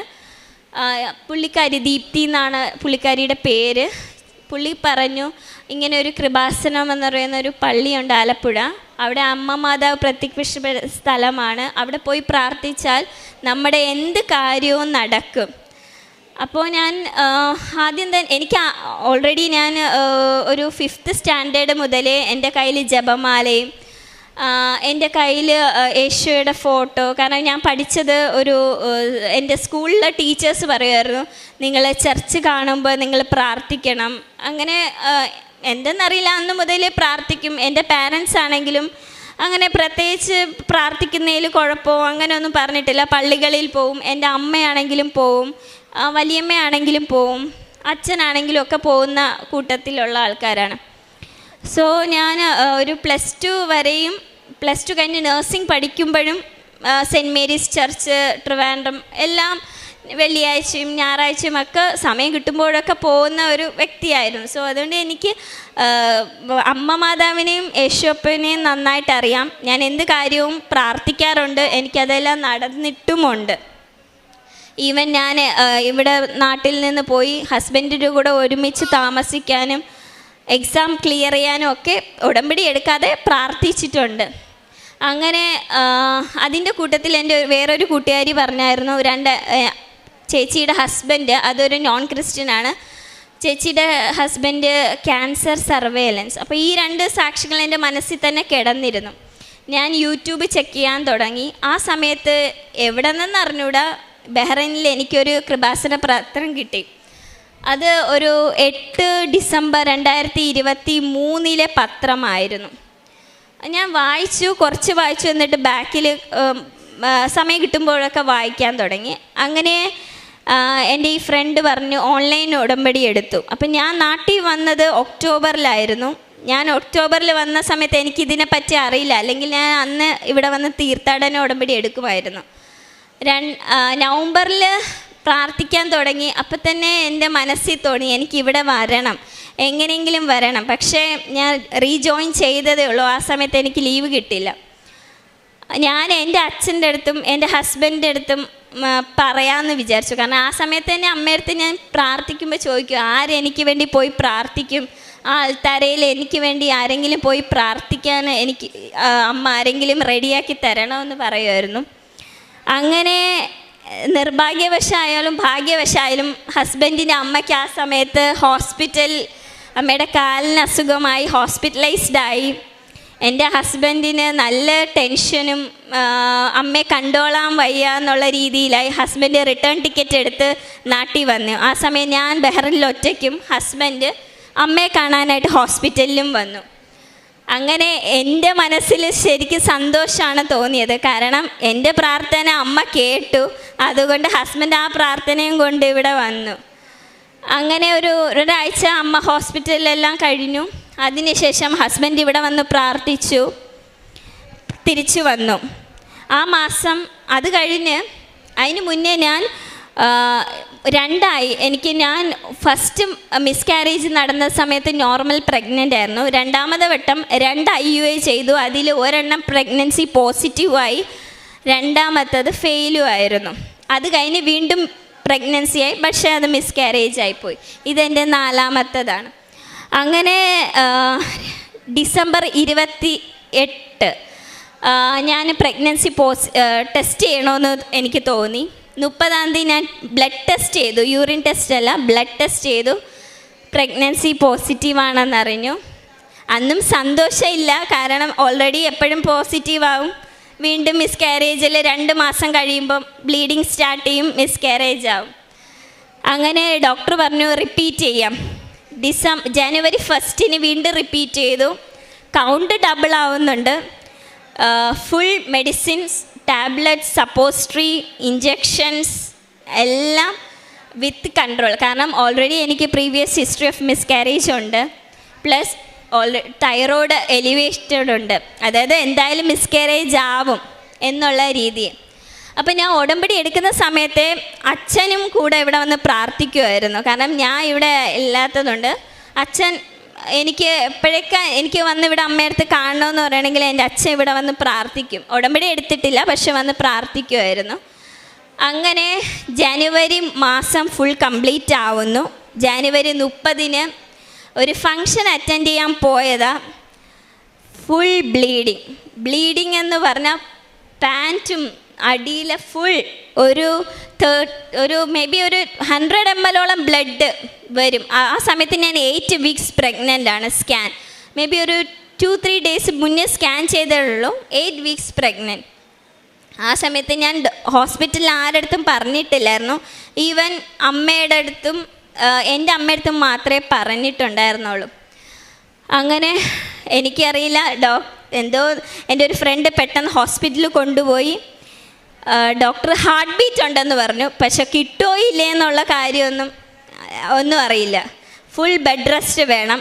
അവർക്ക് താഴെ സ്റ്റിച്ച് ഇടാൻ പറ്റില്ല, കാരണം ബ്ലീഡിങ് സ്റ്റോപ്പ് ആവണം. ബ്ലീഡിങ് സ്റ്റോപ്പ് ആവുന്ന അന്ന് നമുക്ക് സ്റ്റിച്ച് ഇടാമെന്ന് പറഞ്ഞു.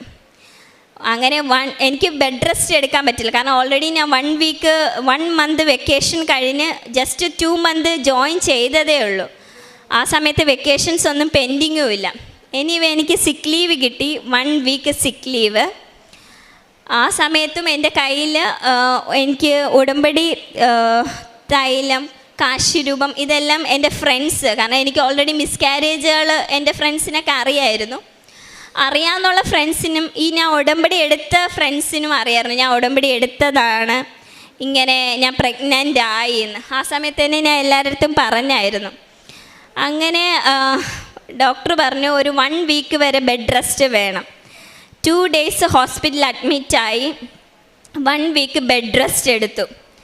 നെക്സ്റ്റ് ഡേ തൊട്ട് എനിക്ക് ഡ്യൂട്ടിക്ക് പോകണം. ബ്ലീഡിങ് സ്റ്റോപ്പായില്ല, കണ്ടിന്യൂസ് ബ്ലീഡിങ്. ഡെയിലി 4-5 പാഡും ഞാൻ മാറ്റുമായിരുന്നു. ഇത് കേൾക്കുമ്പോൾ എല്ലാവർക്കും ഒരു തമാശയോ അല്ലെങ്കിൽ ഇതൊക്കെ, പക്ഷേ ഈ സഹനങ്ങളിലൂടെ എല്ലാം കടന്നു വന്നവർക്ക് അതിൻ്റെ വിഷമവും മാനസിക വിഷമവും കരയുമായിരുന്നു. ശരിക്കും ഒരു ദിവസം 4-5 പാഡ് പ്രഗ്നൻ്റ് ആയിട്ട് മാറ്റുന്നതിൻ്റെ അവസ്ഥ, അതും ഡ്യൂട്ടി സമയത്തും. ഫാസ്റ്റിംഗ് മുടക്കില്ലായിരുന്നു, ഫുൾ ഫാസ്റ്റിംഗ് എടുക്കുമായിരുന്നു. അങ്ങനെ ഇരിക്കെ തളർന്നു, കാരണം ഡെയിലി ഇഞ്ചക്ഷൻ 2 ബട്ടക്സിലോ എടുക്കാൻ പറ്റുള്ളൂ. ഡിസംബർ തൊട്ടുള്ള ഇഞ്ചക്ഷൻ അത് പതുക്കെ സ്റ്റോപ്പ് ആക്കുന്നത് ഏപ്രിൽ ഒരു 30 ലാസ്റ്റ് തളർന്ന അമ്മയുടെ അടുത്ത് പറയുമായിരുന്നു, എങ്ങനെയെങ്കിലും ഈ ഇഞ്ചക്ഷൻ ഒന്ന് നിർത്തി തന്നാൽ മതി, ടാബ്ലറ്റ് ഞാൻ കഴിച്ചോളാം, സപ്പോസിറ്ററി ഞാൻ വച്ചോളാം, പക്ഷേ ഇഞ്ചക്ഷൻ എടുക്കുമ്പോൾ വേദനയൊന്നുമില്ല. കാരണം ഞാൻ ചിന്തിക്കും ഇതിനെക്കാട്ടിയും വേദനയാണ് നമ്മുടെ കുരിശിൽ കിടക്കുന്ന യേശു അപ്പം സഹിച്ചത്. അപ്പം ഓരോ ഇഞ്ചക്ഷൻ എടുക്കുമ്പോഴും അത്രയും ചെറിയ എനിക്ക് വേദന സഹിക്കാൻ പറ്റിയില്ലെങ്കിൽ പിന്നെ ഞാൻ ദൈവത്തിന് വേണ്ടി എന്ത് ചെയ്യണം? അപ്പോൾ ഓരോ ഇഞ്ചക്ഷൻ എടുക്കുമ്പോഴും ഓരോ വേദന വരുമ്പോഴും ഈശോയുടെ പീഡാസഹനമായിട്ട് കോറിലേറ്റ് ചെയ്യും. അപ്പം ആ വേദന ഒന്നും അല്ലെന്ന് തോന്നും. അങ്ങനെ പതുക്കെ ബ്ലീഡിങ് സ്റ്റോപ്പ് ആവാൻ തുടങ്ങി. ഒരു 6 month ഒക്കെ ആയപ്പം ബ്ലീഡിങ് പൂർണ്ണമായിട്ടും മാറി. അങ്ങനെ ഒരു 8 month ആയപ്പം പെട്ടെന്ന് വാട്ടർ ബ്രേക്കായി. ഞാനും എൻ്റെ ഹസ്ബൻഡും മാത്രമാണ് വീട്ടിലുണ്ടായിരുന്നത്. ഒരു നൈറ്റ് സമയത്ത് ഡ്യൂട്ടി സമയത്താണ് വാട്ടർ സ്റ്റാർട്ടായത്, പക്ഷെ അറിയില്ലായിരുന്നു അത് വാട്ടർ ബ്രേക്ക് ആയതെന്ന്. ഡ്യൂട്ടിയിലെ ഡോക്ടറിൻ്റെ അടുത്ത് കാണിച്ചപ്പം മേ ബി അത് ഇൻഫെക്ഷൻ ആയിരിക്കും, പേടിക്കാനൊന്നും ഇല്ലയെന്ന് പറഞ്ഞു. വീട്ടിൽ ചെന്നു, അന്ന് മോർണിംഗ് ഡ്യൂട്ടി ആയിരുന്നു. വീട്ടിൽ ചെന്നു, നൈറ്റും പാഡ് വെച്ച് തന്നെ കിടന്നുറങ്ങി. നെക്സ്റ്റ് ഡേ മോർണിംഗ് ഞാൻ എപ്പോഴും 3:30 ആകുമ്പോൾ എണീക്കും രാവിലെ. കാരണം എനിക്ക് 5:30 പ്രാർത്ഥിക്കണമെന്നറിയാം. അതുകൊണ്ട് ഹസ്ബൻഡ് 5 മണിക്ക് പോവും. അപ്പോൾ അതിന് മുന്നേ എല്ലാം റെഡിയാക്കിയിട്ട് 5:30 എനിക്ക് മോർണിംഗ് ഡ്യൂട്ടി ആണെങ്കിൽ 6 മണിക്ക് പോകണം. 5:30 ഞാൻ എണീറ്റ് പ്രാർത്ഥിച്ചിട്ട് 6 മണിക്ക് 5 മണി തൊട്ട് 5:30 എൻ്റെ റെഡി ആവുന്ന എല്ലാം ചെയ്യും. ഇപ്പോഴും അങ്ങനെയാണ്. 5:30 പ്രാർത്ഥന കൂടും, അത് കഴിഞ്ഞ് 6 മണിക്ക് പോകും. അപ്പോൾ എനിക്ക് പാഡ് നല്ല സോക്കാവുന്നത് പോലെ തോന്നി. അങ്ങനെ ഹസ്ബൻഡിൻ്റെ അടുത്ത് പറഞ്ഞു, എനിക്കെന്തോ നല്ല ഡൗട്ടുണ്ട്, നമുക്ക് ഹോസ്പിറ്റലിൽ പോവാം. അതൊരു ഓഗസ്റ്റ് 5-ാം തീയതി ആയിരുന്നു, ചൊവ്വാഴ്ച. അങ്ങനെ ഹോസ്പിറ്റലിൽ രാവിലെ തന്നെ പോയി. 6 മണിയായപ്പോൾ അവിടെ എത്തി. അന്ന് എനിക്ക് ഈവനിങ് ഡ്യൂട്ടിയാണ്. 6 മണിയായി. അപ്പോൾ ഹസ്ബൻഡ് അന്ന് ഡ്യൂട്ടിക്ക് പോയില്ല. പോയ സമയത്താണ് അറിയുന്നത് അത് വാട്ടർ ബ്രേക്കായി. ഓൾറെഡി 1 centimeter ഡൈലേറ്റഡ് ആയിട്ടുണ്ട്. വളരെ എനിക്ക് മുന്നേ എൻ്റെ AFI 18 സംതിങ് ആയിരുന്നു, പക്ഷേ നല്ല വാട്ടർ കുറഞ്ഞിട്ടുണ്ട്. 12-13 ആ റേഞ്ചിലായി. അപ്പോൾ അത് മേ ബി ഇന്നലെ മുതൽ വാട്ടർ ലീക്ക് ആയതാണ്, ഞാൻ അറിയാത്തതാണെന്ന് പറഞ്ഞു. ഞാൻ വർക്ക് ചെയ്ത ഹോസ്പിറ്റലിലാണ് കാണിച്ചുകൊണ്ടിരുന്നത്.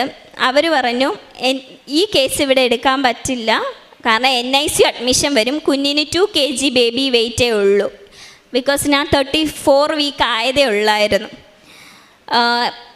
സൽമാനിയ എന്ന് പറയുന്ന ഹോസ്പിറ്റലുണ്ട്, മിനിസ്ട്രി ഓഫ് ഹെൽത്തിൽ, അവിടുത്തെ ഗവൺമെൻറ് ഹോസ്പിറ്റലാണ്, അങ്ങോട്ട് പോകണമെന്ന് പറഞ്ഞു. കാരണം ഞാൻ അതിനെപ്പറ്റി ചിന്തിച്ചിട്ട് പോലുമില്ല.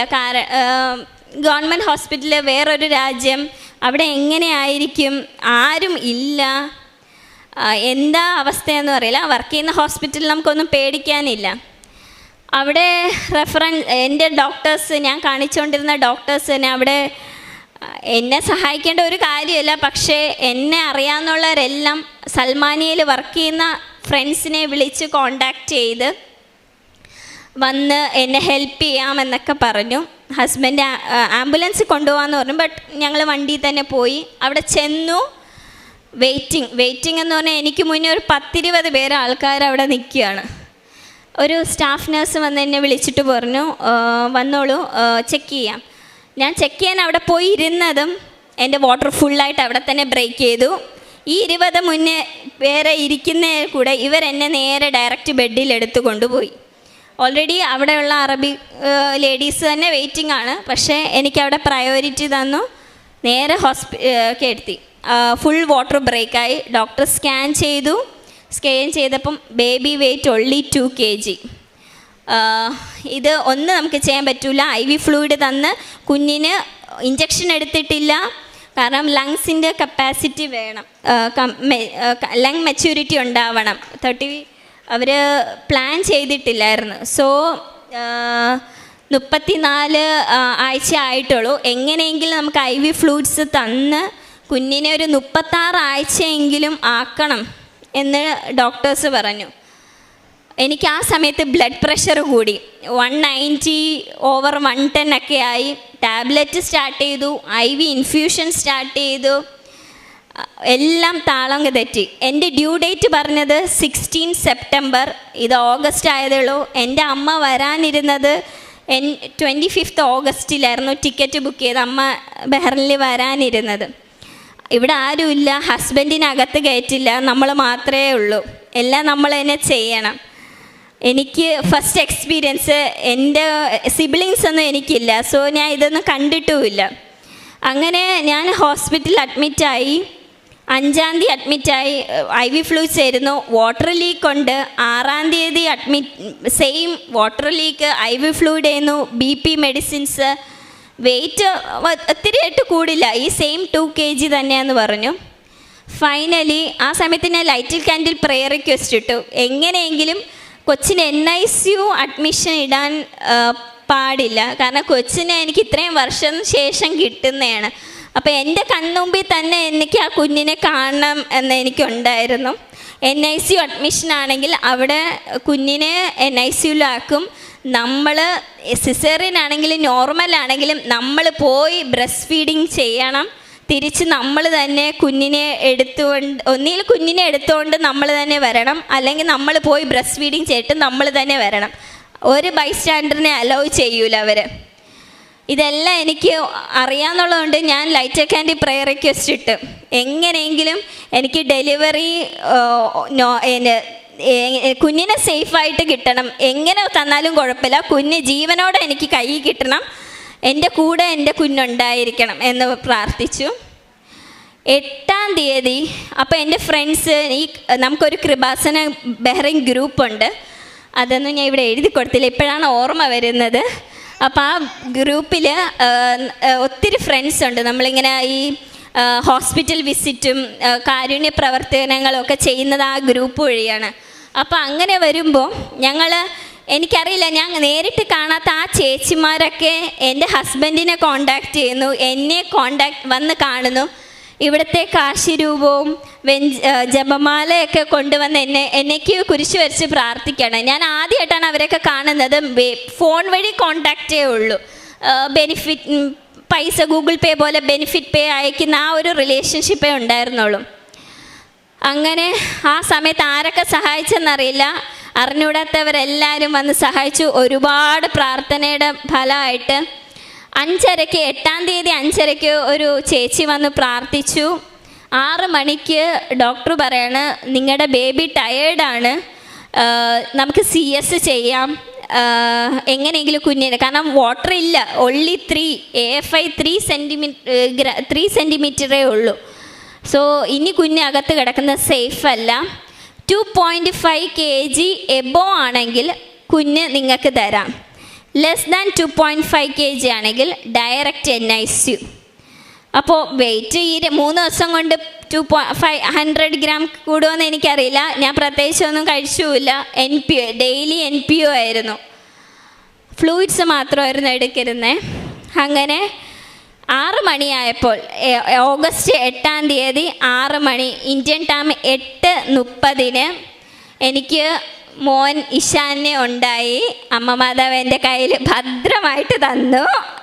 നന്ദി അമ്മേ. കുഞ്ഞിന് ജനിച്ചപ്പം OT-യിൽ വെച്ചെടുത്ത വെയിറ്റ് 2.5, അതായത് എൻ്റെ ആവശ്യം 2.5 കിലോ വെയിറ്റും. NICU അഡ്മിഷൻ പാടില്ല, അവർ NICU-യിൽ വച്ചില്ല.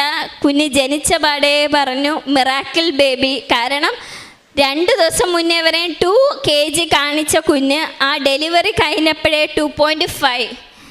അവിടെ നമുക്ക് ഒരു ഡോക്ടേഴ്സിൻ്റെ അടുത്തും പറയാൻ പറ്റില്ല, കാരണം എല്ലാം അറബിക് ഡോക്ടേഴ്സാണ്. സോ കുഞ്ഞിനെ എൻ്റെ കയ്യിൽ തന്നു.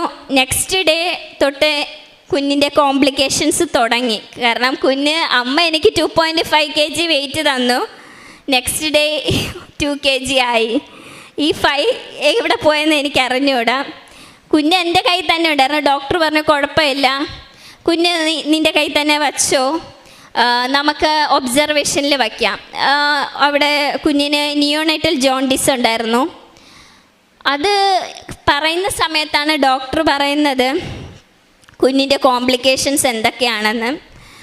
ഫസ്റ്റ് കോംപ്ലിക്കേഷൻ, ഇവന് 2 കിലോ വെയിറ്റേ ഉണ്ടായിരുന്നുള്ളൂ. രണ്ടാമത്തെ കോംപ്ലിക്കേഷൻ, ഇവൻ ജനിച്ച സമയത്ത് ഇവൻ്റെ ടെസ്റ്റിസ് താന്ന് വന്നിട്ടില്ലായിരുന്നു. അപ്പോൾ ഞാൻ ഓൾറെഡി അനോമലി സ്കാൻ 20 വീക്സിൽ ചെയ്തപ്പം എല്ലാം നോർമലായിരുന്നു എന്ന് പറഞ്ഞു. പക്ഷേ ഇവൻ്റെ ടെസ്റ്റിസ് ഡിസെൻ്റ് ആയിട്ട് വന്നിട്ടില്ല. അത് ഞാനിവിടെ സാക്ഷ്യം പറയാനല്ല ഇന്ന് വന്നത്, അപ്പം അതുകൊണ്ട് ആ പ്രൂഫ് എടുത്തില്ല. പക്ഷേ അമ്മയ്ക്കറിയാം. അതിൽ അൺഡിസെൻഡ് ടെസ്റ്റിസ് തന്നെ ഡിസ്ചാർജ് സമ്മറിയിൽ എഴുതിയിട്ടുണ്ട്. അപ്പോൾ ഡോക്ടേഴ്സ് എന്നെ വിളിക്കുന്നത് കൗൺസിൽ ചെയ്യാനാണ്, ഹസ്ബൻഡിനെ അല്ല വിളിക്കുന്നത്. കാരണം ഞാൻ മാത്രമാണ് എല്ലാ സമയത്തും കൊച്ചിൻ്റെ കൂടെ ഇരിക്കുന്നത്. CS കഴിഞ്ഞാൽ അവരാരെയും നിർത്തില്ല, നമ്മൾ തന്നെ നമ്മുടെ കുഞ്ഞിൻ്റെയും നമ്മളെ കാര്യവും നമ്മൾ തന്നെ നോക്കണം. ഡോക്ടർ വിളിച്ച് കൗൺസിലിംഗ് ചെയ്യുകയാണ്. കുഞ്ഞിൻ്റെ പ്രശ്നം 1, ടെസ്റ്റിസ് വന്നിട്ടില്ല, താഴോട്ട് വന്നിട്ടില്ല. സെക്കൻഡ്, ജനിച്ച സമയത്തെ കൊച്ചിൻ്റെ ടെസ്റ്റിസിൻ്റെ അവിടെ ഒരു മുഖക്കുരു പോലത്തെ ഒരു സാധനമുണ്ട്. അത് എന്താണെന്ന് അവർക്കറിയില്ല, അതെങ്ങനെ പോകുമെന്ന് അവർക്കറിയില്ല. അതിൻ്റെ ഫ്യൂച്ചർ എന്താണെന്ന് വെച്ചാൽ ഒരു 6 മന്ത് വരെ നമുക്ക് ഒബ്സർവ് ചെയ്യാം. അത് കഴിഞ്ഞും അത് ആ ലെവലിൽ തന്നെ ഇരിക്കുകയാണെങ്കിൽ നമുക്കതിനെ ലേസർ ചെയ്ത് മാറ്റാം. Third complication, umbilical hernia. ഇത്രയും വർഷം കാത്തിരുന്ന് പ്രാർത്ഥിക്കാൻ മറന്നുപോയി ആരോഗ്യമുള്ള ഒരു കുഞ്ഞിനെ തരണമെന്ന്. എനിക്ക് ഇവിടെ എൻ്റെ ഫസ്റ്റ് നിയോഗം തന്നെ എനിക്ക് അമ്മ മാതാവിൻ്റെ അടുത്ത് സന്തോഷത്തോടെ എൻ്റെ കുഞ്ഞിനെയും എന്നെയും ഇവിടെ കൊണ്ടുവരണമെന്നായിരുന്നു. അത് ഇന്നാണ് സാധിച്ചത്. ഞങ്ങൾ ഇന്നലെ മെനിനാന്ന് വന്നതേ ഉള്ളൂ. അങ്ങനെ ഡോക്ടർ ഇങ്ങനെ പറഞ്ഞ സമയത്ത് എന്താണ് ധൈര്യമാണ് ശരിക്കും തോന്നിയത്, ടെൻഷൻ തോന്നിയില്ല. ദൈവം എന്നെ അമ്മയാക്കിയില്ലേ, അപ്പം അതിൽ കൂടുതലൊന്നും എനിക്ക് ഒരു വിഷമം തോന്നിയില്ല. സ്റ്റിൽ അവന് ശ്വാസമുണ്ട്, അവൻ ജീവനോടെ ഇരിക്കുന്നുണ്ട്. അതിൽ പരം എനിക്കൊരു വിഷമവും എനിക്ക് തോന്നിയില്ല. പ്രാർത്ഥന കണ്ടിന്യൂ ചെയ്തു. ഈ ഡോക്ടർ പറയുന്ന ഒരു ദിവസം ചൊവ്വാഴ്ചയാണ്. അപ്പം അന്ന് അച്ഛൻ്റെ ധ്യാനം കൂടിക്കൊണ്ടിരിക്കുന്ന സമയത്ത് അച്ഛൻ പറയുന്നുണ്ട്, നിങ്ങൾ വിചാരിക്കുന്ന കാര്യങ്ങൾ, നിങ്ങൾ ഹോസ്പിറ്റലിൽ അഡ്മിറ്റ് ആയിരിക്കുന്നവരാണെങ്കിൽ മനസ്സുരുക്കി പ്രാർത്ഥിച്ചോ, അത്ഭുതം നടക്കുമെന്ന്. കുഞ്ഞിനെ ആ ബേസിനിൽ കിടത്തിയിട്ട് ഞാൻ നിന്നാണ് അന്ന് ധ്യാനം കൂടിയത്. അന്ന് സിസേറിയൻ കഴിഞ്ഞിട്ട് ഇവൻ വെള്ളിയാഴ്ചയാണ് ഉണ്ടായത്, 4 ദിവസമേ ആയോളൂ. ഞാൻ നിന്ന് തന്നെ ഫുൾ ധ്യാനം കൂടി. എന്നിട്ട് അമ്മ എപ്പോഴാണോ എല്ലാം ഓക്കെ ആക്കി തരുന്നത് കുഴപ്പമില്ല, അതുവരെ ഞാൻ വെയിറ്റ് ചെയ്യാമെന്ന് പറഞ്ഞു. 2 വീക്സിന് ശേഷം ഹോസ്പിറ്റലിൽ നിന്ന് ഡിസ്ചാർജായി വീട്ടിൽ വന്നു. അതിൻ്റെ ഇടയ്ക്കും ഡോക്ടർ പറഞ്ഞായിരുന്നു 6 മന്ത് വരെ കണ്ടിന്യൂസ് 2 മന്ത് ഫോളോ അപ്പ് ഉണ്ട് ഈ 3 കാര്യങ്ങൾക്കും വേണ്ടി. അപ്പം അങ്ങനെ ഇരിക്കെ ഒരു 1 വീക്ക് കഴിഞ്ഞപ്പം ഫോളോ അപ്പ് ഉണ്ടായിരുന്നു. അത് നെക്സ്റ്റ് ഫ്രൈഡേ ആയിരുന്നു. ആ സമയത്ത് എമർജൻസി പോയി നമ്മൾ കാണിക്കണം കുഞ്ഞിനെ, ജോണ്ടിസ് ആയതുകൊണ്ട് റിപ്പീറ്റ് ബ്ലഡ് കളക്ഷന് വേണ്ടി. അപ്പം അങ്ങനെ പോയ സമയത്ത് ഡോക്ടർ റിപ്പീറ്റ് ബ്ലഡിനാണ് പോയത്. അപ്പോൾ ആ ഡോക്ടർ പറഞ്ഞു ഒന്ന് ചെക്ക് ചെയ്യാം, എല്ലാം ബോഡിയെല്ലാം ചെക്ക് ചെയ്യാം. അങ്ങനെ ചെക്ക് ചെയ്തു. ഈ സമയത്ത് മേ ബി ഒരു 4 ദിവസമേ ആയുള്ളൂ. ഡോക്ടർ പറയുന്നത് ടെസ്റ്റിസിന് കുഴപ്പമൊന്നുമില്ല, അത് താഴെ വന്നിട്ടുണ്ട്, അതായത് ഡിസെൻഡ് ആയിട്ടുണ്ടെന്ന്. സത്യം പറഞ്ഞാൽ ആ സമയത്ത് ഞാൻ പ്രാർത്ഥിച്ചിട്ടുണ്ടായിരുന്നു. ഇത് കാരണം ഒരു പെൺകുട്ടിയായാലും ആൺകുട്ടിയായാലും പ്രൈവറ്റ് പാർട്ട് എന്ന് പറയുന്നത് അത് കുഞ്ഞ് എത്ര ചെറുതാണെങ്കിലും വലുതാണെങ്കിലും അത് അവരുടെ ഇമ്പോർട്ടൻറ്റ് പാർട്ട് തന്നെയാണ്. അപ്പോൾ അത് ഡിസെൻഡ് ആവാതെ അവന് നേരെ മൂത്രം ഒഴിക്കാനോ അങ്ങനെയൊന്നും പറ്റില്ല. കാരണം അവൻ്റെ ഹോള് തന്നെ ചെറുതാണ്. അവൻ മൂത്രം ഒഴിക്കുമ്പോൾ അങ്ങോട്ടും ഇങ്ങോട്ടും ഒക്കെ പോവും. അതിൻ്റെ ട്രീറ്റ്മെൻറ്റ് എന്ന് പറയുന്ന ഒരു 6 മാസം വരെ ആ ഹോള് തന്നെ വളരുമെന്ന് നോക്കും. ഇല്ലെങ്കിൽ അവരെന്തോ ഒരു ട്യൂബ്, അതിനെന്തോ ഒരു പ്രോസസ്സിങ് പേരുണ്ട്, അതെനിക്കറിയില്ല. പക്ഷേ ആ ട്യൂബ് കടത്തി ആ ഹോൾ അവർ വലുതാക്കും. അത് 1 ഇയറിലേ ചെയ്യൂ. അപ്പോൾ ഈ 1 ഇയർ വരെയും ഈ കൊച്ച് ഈ വേദന സഹിക്കണം. ഈവൻ നൈറ്റ് ആണെങ്കിലും എൻ്റെ ഹസ്ബൻഡിൻ്റെ അമ്മയ്ക്കറിയില്ല, എൻ്റെ അമ്മയ്ക്കറിയാം. കാരണം കുഞ്ഞ് രാത്രിയാണെങ്കിലും കിടന്ന് കരച്ചില്ല മൂത്രം ഒഴിക്കുന്ന സമയത്ത്. ഓരോ മൂത്രം ഒഴിക്കുമ്പോഴും അവന് സ്ലീപ്പ് പോലും ഡിസ്റ്റർബൻസാണ്. അങ്ങനെ അവൻ കിടന്ന് കരയുമായിരുന്നു. അങ്ങനെ 4ാമത്തെ ദിവസം അറിയുന്നു ടെസ്റ്റിസ് ഡിസെൻഡ് ആയിട്ടുണ്ടെന്ന്. അത് തന്നെ ഒരു വലിയ കാര്യമായി. അങ്ങനെ ഫസ്റ്റത്തെ സോൾവായി. സെക്കൻഡ് അടുത്തത് അമ്പലിക്കൽ ഹെർണിയയും പിന്നെ ഒരു മുഖക്കുരു പോലെ ഞാൻ പറഞ്ഞില്ലേ ടെസ്റ്റിസിൻ്റെ അവിടെ അവൻ്റെ പ്രൈവറ്റ് പാർട്ടിൽ ഒരു മുഖക്കുരു പോലത്തെ ഒരു സാധനം തന്നെ ഉണ്ടായിരുന്നു. നേർച്ച വർച്ചസ്സുകളായ ഉടമ്പടി കാശുരൂപവും തൈലം എൻ്റെ കയ്യിൽ കുറച്ചേ ഉണ്ടായിരുന്നുള്ളൂ. ഞാൻ തൂത്ത് പ്രാർത്ഥിക്കുമായിരുന്നു. അങ്ങനെ പ്രാർത്ഥിക്കുന്ന സമയത്ത് 2026 ജാനുവരി 6-ന് ഞാൻ പ്രാർത്ഥിക്കുമ്പോൾ എൻ്റെ മനസ്സിൽ എപ്പോഴും 6 എന്നുള്ളൊരു തീയതി വരുമായിരുന്നു. അപ്പോൾ 6 എനിക്ക് എൻ്റെ മനസ്സിൽ തോന്നി ചിലപ്പം അത് അന്ന് കൺസൾട്ടേഷനുള്ള ദിവസമാണ് നവംബർ. അവർ 3 മാസം വെച്ച് തന്നെ ഡേറ്റ് തരും ഗവൺമെൻറ് ഹോസ്പിറ്റലിൽ. അപ്പോൾ അത് എൻ്റെ മനസ്സിൽ അത് കിടക്കുന്നതുകൊണ്ടായിരിക്കും എൻ്റെ മനസ്സിൽ അങ്ങനെ തോന്നുന്നതെന്ന് ഞാൻ വിചാരിച്ചു. 6-ാം തീയതി അതിന് മുന്നേ ആയിട്ട് തന്നെ അമ്പലിക്കൽ ഹെർണിയ ഉള്ളതുകൊണ്ട് ഞാൻ എൻ്റെ കാശ് രൂപം അങ്ങനെ കൊടുത്തുവിടെന്ന് അച്ഛൻ പറയും. പക്ഷേ എൻ്റെ കുഞ്ഞിന് വേണ്ടിയാണെന്ന് ഞാൻ അമ്മയുടെ അടുത്ത് മാപ്പ് പറഞ്ഞിട്ട് ഞാൻ എൻ്റെ കാശ് രൂപം ഊരി അവൻ്റെ പൊക്കിളിൽ വെക്കുമായിരുന്നു. കാരണം അത് ഹെർണിയ ക്ലോസ് ചെയ്യണം. അത് ഈ പ്രായത്തിൽ ദൈവത്തിന് മാത്രമേ അത് സാധിക്കൂ. കാരണം 1 വയസ്സ് വരെ ഡോക്ടേഴ്സ് ഒന്നും ചെയ്യൂല, എന്നെ കൊണ്ടൊന്നും ചെയ്യാനും പറ്റില്ല. ദൈവത്തിൻ്റെ അടുത്ത് പ്രാർത്ഥിക്കുമായിരുന്നു. കാശ് രൂപം അവിടെ പൊക്കിളിൽ വയ്ക്കുമായിരുന്നു. എന്നിട്ട് പ്രാർത്ഥിക്കും. അമ്മയുടെ പ്ലാൻ എന്താണോ അത് ചെയ്തു. എൻ്റെ പ്ലാൻ കുഞ്ഞിന് 8 മാസം ആകുമ്പോൾ, അതായത് ഏപ്രിലിൽ ഞാൻ നാട്ടിൽ വരാനിരുന്നയാണ്. ആ സമയത്ത് ഞാൻ റിസൈൻ ചെയ്ത് നാട്ടിൽ വന്ന് സർജറി ചെയ്ത് ഇവിടെ സെറ്റിലാവാം എന്നുള്ള പ്ലാനായിരുന്നു എൻ്റേത്. അമ്മയുടെ പ്ലാൻ എന്താണോ അത് അമ്മ ചെയ്തോളൂ എന്നായിരുന്നു ഞാൻ പ്രാർത്ഥിച്ചത്. 6-ാം തീയതി അത്ഭുതം. ഞാനാണ് എല്ലാ വട്ടവും ഞാൻ മാത്രമാണ് ഹോസ്പിറ്റലിൽ കുഞ്ഞിനെ കൊണ്ടുപോകുന്നത്. കാരണം ഹസ്ബൻഡിന് ഡ്യൂട്ടി ഉള്ളതുകൊണ്ട്. ഡോക്ടറിനെ കണ്ടു, ഡയപ്പർ ഊരി. അത്ഭുതമെന്ന് പറയട്ടെ, ആ മുഖക്കുരു പോലത്തെ ആ പിമ്പിള് അവൻ്റെ പ്രൈവറ്റ് പാർട്ടിലില്ല. അത് കരിഞ്ഞിരിക്കുന്ന മാത്രമല്ല, അതിലൊരു ബ്ലഡിൻ്റെ സ്റ്റെയിൻ പോലെ തോന്നി. അത് കരിഞ്ഞിരിക്കുന്ന മാത്രമല്ല, ബ്ലഡിൻ്റെ സ്റ്റെയിനും അതിൽ പറ്റിയിട്ടുണ്ടായിരുന്നു. അപ്പം ഡോക്ടർ ഒരു സീനിയർ ഡോക്ടറാണ്. ആ ഡോക്ടർ അവിടുത്തെ സ്റ്റുഡൻസിന് പഠിപ്പിച്ചു കൊടുക്കുകയാണ്. അമ്മ ഇത്രയും നാളും ചിന്തിച്ചു അതാണ് അവിടെ ഒരു കുരു ഉള്ളതായിട്ട്. അങ്ങനെ ഞാൻ ഒന്നും കണ്ടില്ല. അപ്പം ഞാൻ പറഞ്ഞു, കഴിഞ്ഞ 2 മാസം വരെയും ഞാൻ അതിന് മുന്നേ ഡയപ്പർ വയ്ക്കാൻ നേരത്തും കണ്ടതാണ്, വേറെ ഡോക്ടേഴ്സിനെയാണ് കാണിച്ചത്. പക്ഷേ ഇപ്പം അതെവിടെ പോയെന്ന് എനിക്ക് അറിഞ്ഞൂടാ. ചിലപ്പം എനിക്ക് കാണാൻ പറ്റാത്തതായിരിക്കും, അല്ലെങ്കിൽ ലൈറ്റിൻ്റെ ഇതാണ്. ഞാൻ ഇത് ഇങ്ങനെ അമ്മയുടെ അടുത്ത് പ്രാർത്ഥിച്ചിട്ട് സഞ്ചാരി മതം എൻ്റെ കൂടെ വരണമെന്ന് പ്രാർത്ഥിച്ചതാണ്. പക്ഷേ ഉടനടി പരിഹാരം ഇത്ര പെട്ടെന്ന് നടക്കുമെന്ന് ഞാൻ അത് എക്സ്പെക്റ്റ് ചെയ്തല്ല ഞാൻ പോയത്. ഡോക്ടർ ചെക്ക് ചെയ്തു, അതവിടെ ഇല്ല. അമ്പലിക്കൽ ഹെർണിയ 6 മാസം ആയപ്പോൾ തന്നെ ക്ലോസായി. ഡോക്ടർ എൻ്റെ അടുത്ത് പറഞ്ഞത്, കുഞ്ഞ് കാലിട്ടടിക്കുന്ന സമയം, അതായത് 6 മാസം കഴിഞ്ഞ് കുഞ്ഞ് കമർന്ന് എഴയാൻ തുടങ്ങുന്ന സമയത്തേ അത് ക്ലോസ് ആവും. ഇനി അഥവാ അത് ക്ലോസ് ആയില്ലെങ്കിൽ 1 വയസ്സ് കഴിഞ്ഞ് 6 മാസം കഴിഞ്ഞ് വേണമെങ്കിൽ നമുക്ക് സർജറി ചെയ്യാം, അല്ലെങ്കിൽ 1 വയസ്സ് കഴിഞ്ഞ് നമുക്ക് സർജറി ചെയ്യാം. പക്ഷേ കുഞ്ഞിന് 6 മാസം ജനുവരി 8-ാം തീയതിയാണ് പൂർത്തിയാവുന്നത്. പൂർത്തിയാവുന്നതിന് മുന്നേ തന്നെ അമ്മ ഈ 2 പ്രോബ്ലത്തിനെയും അവൻ്റെ ദേഹത്തു നിന്ന് എടുത്ത് മാറ്റി.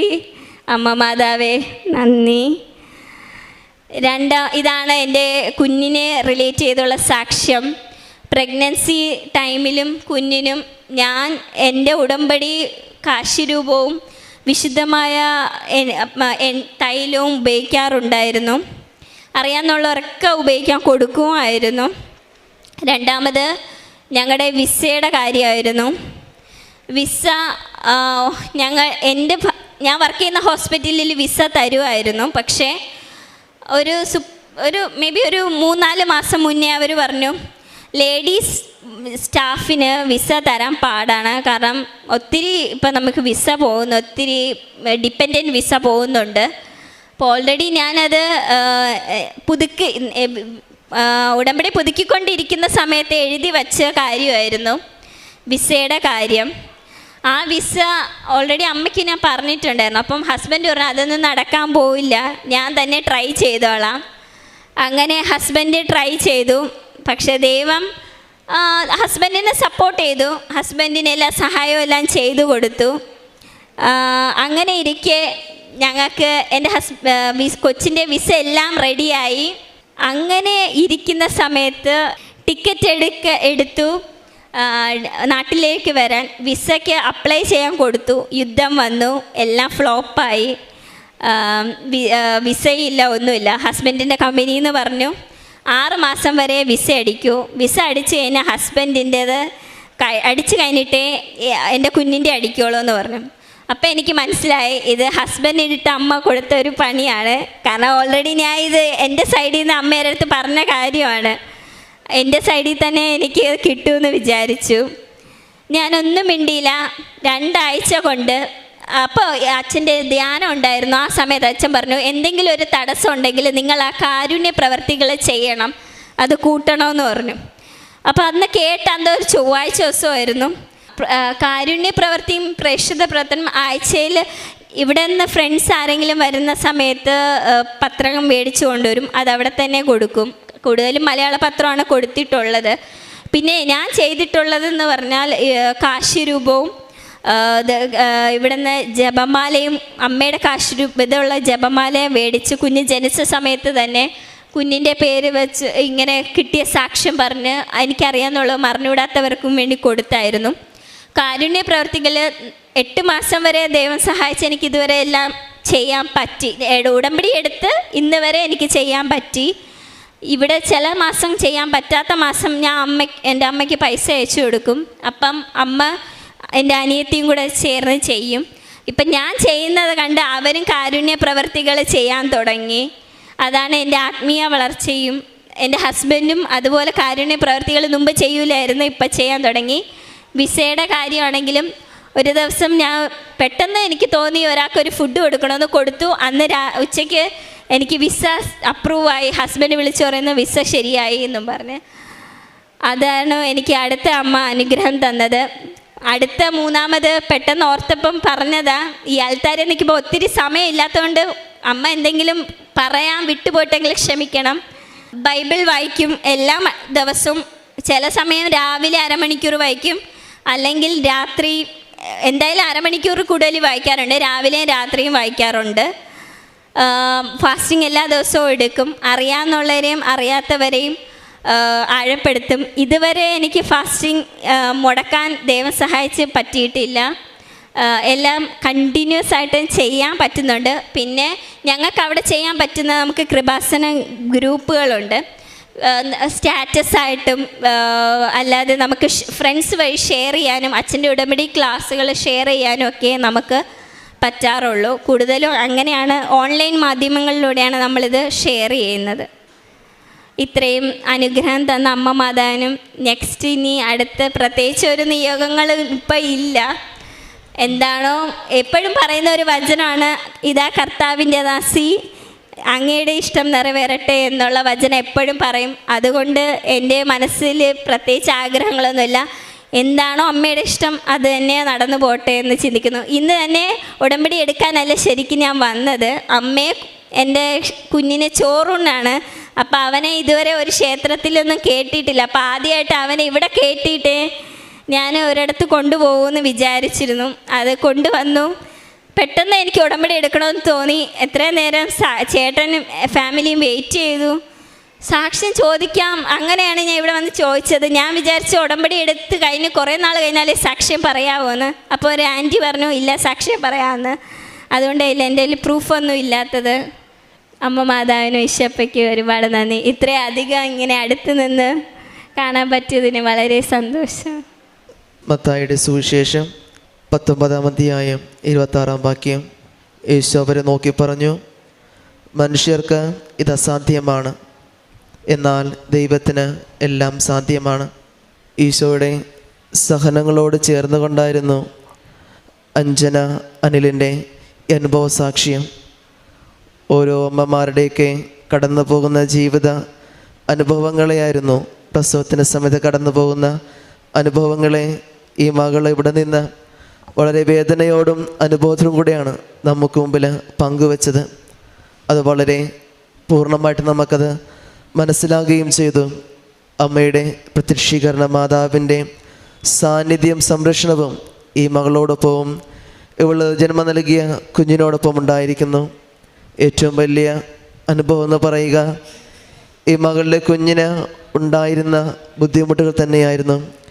ടെസ്റ്റിസിലുണ്ടായിരുന്ന ഹോളിൻ്റെയും മുഖക്കുരു പോലെ ഉണ്ടായിരുന്ന കുരുവിൻ്റെയും ഒക്കെ അത് പരിശുദ്ധ അമ്മയോടും പരിശുദ്ധ അമ്മയുടെ കാശുരൂപത്തോടും ഉടമ്പടി തൈലമൊക്കെ ചേർത്ത് വെച്ച് അത്ഭുതമെന്നോണം പരിശുദ്ധ അമ്മയുടെ സംരക്ഷണയിൽ വലിയൊരു സൗഖ്യവും വലിയൊരു മാറ്റവുമാണ് ഉണ്ടായത്. ഈ മകളെ നമുക്ക് ദേവസന്നിധിയിൽ അമ്മയോട് ചേർത്ത് വെക്കാം.